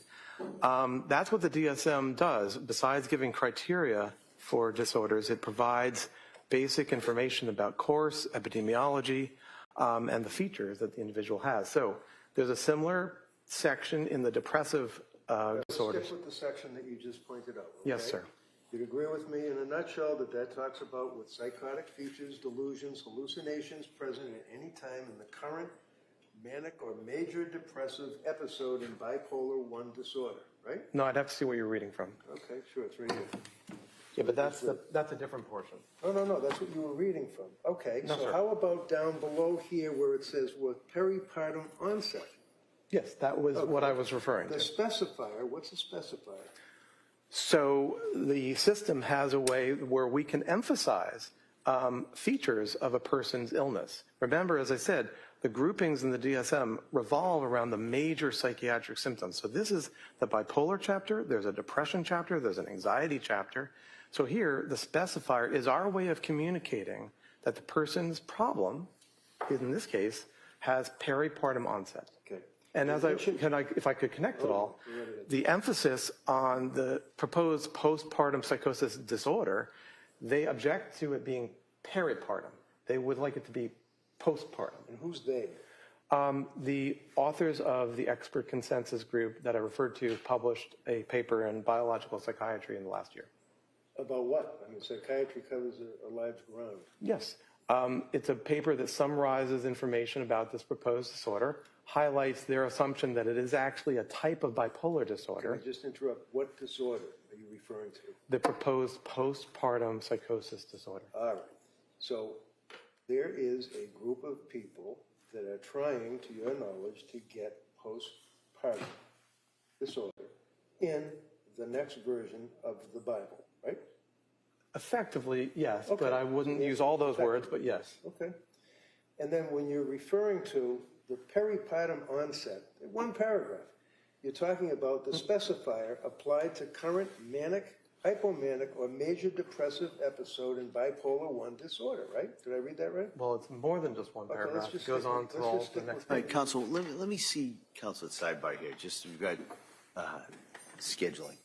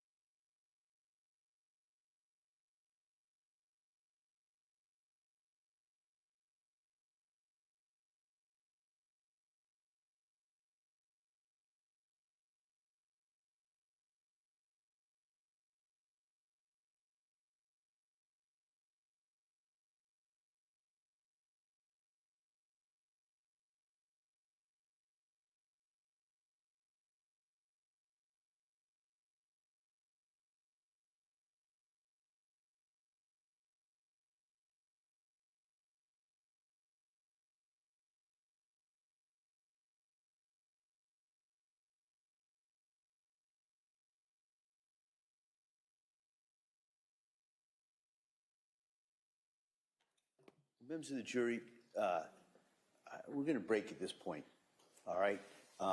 So you know what I'm going to tell you, all right? You've now heard more evidence. You've heard testimony from a number of people. You've gotten more and more exhibits, but you still have to keep that open mind, all right? Because you haven't heard all the evidence. You haven't heard the closing arguments, as I've said before. You haven't even heard the law that you are to apply to this in arriving at your verdict. So I'm going to stress, as I always do, don't talk about this case. Don't read anything about it. Don't listen to anything about it. Just really guard against that and really keep an open mind, all right? So I'm going to excuse you till Monday morning, and then I ask you to be here hopefully at 9 o'clock. We'll come back out, and we'll continue with the evidence, all right? And as I'm telling you, we are well on schedule, all right? So I don't want to get ahead of myself, but in case you're wondering, we are definitely well on schedule, much because of your work on this. So I hope everybody has a nice weekend. Maybe it'll stop raining, get outside a little bit. So again, thank you for all your time and dedication on this, and we'll see you on Monday. Okay?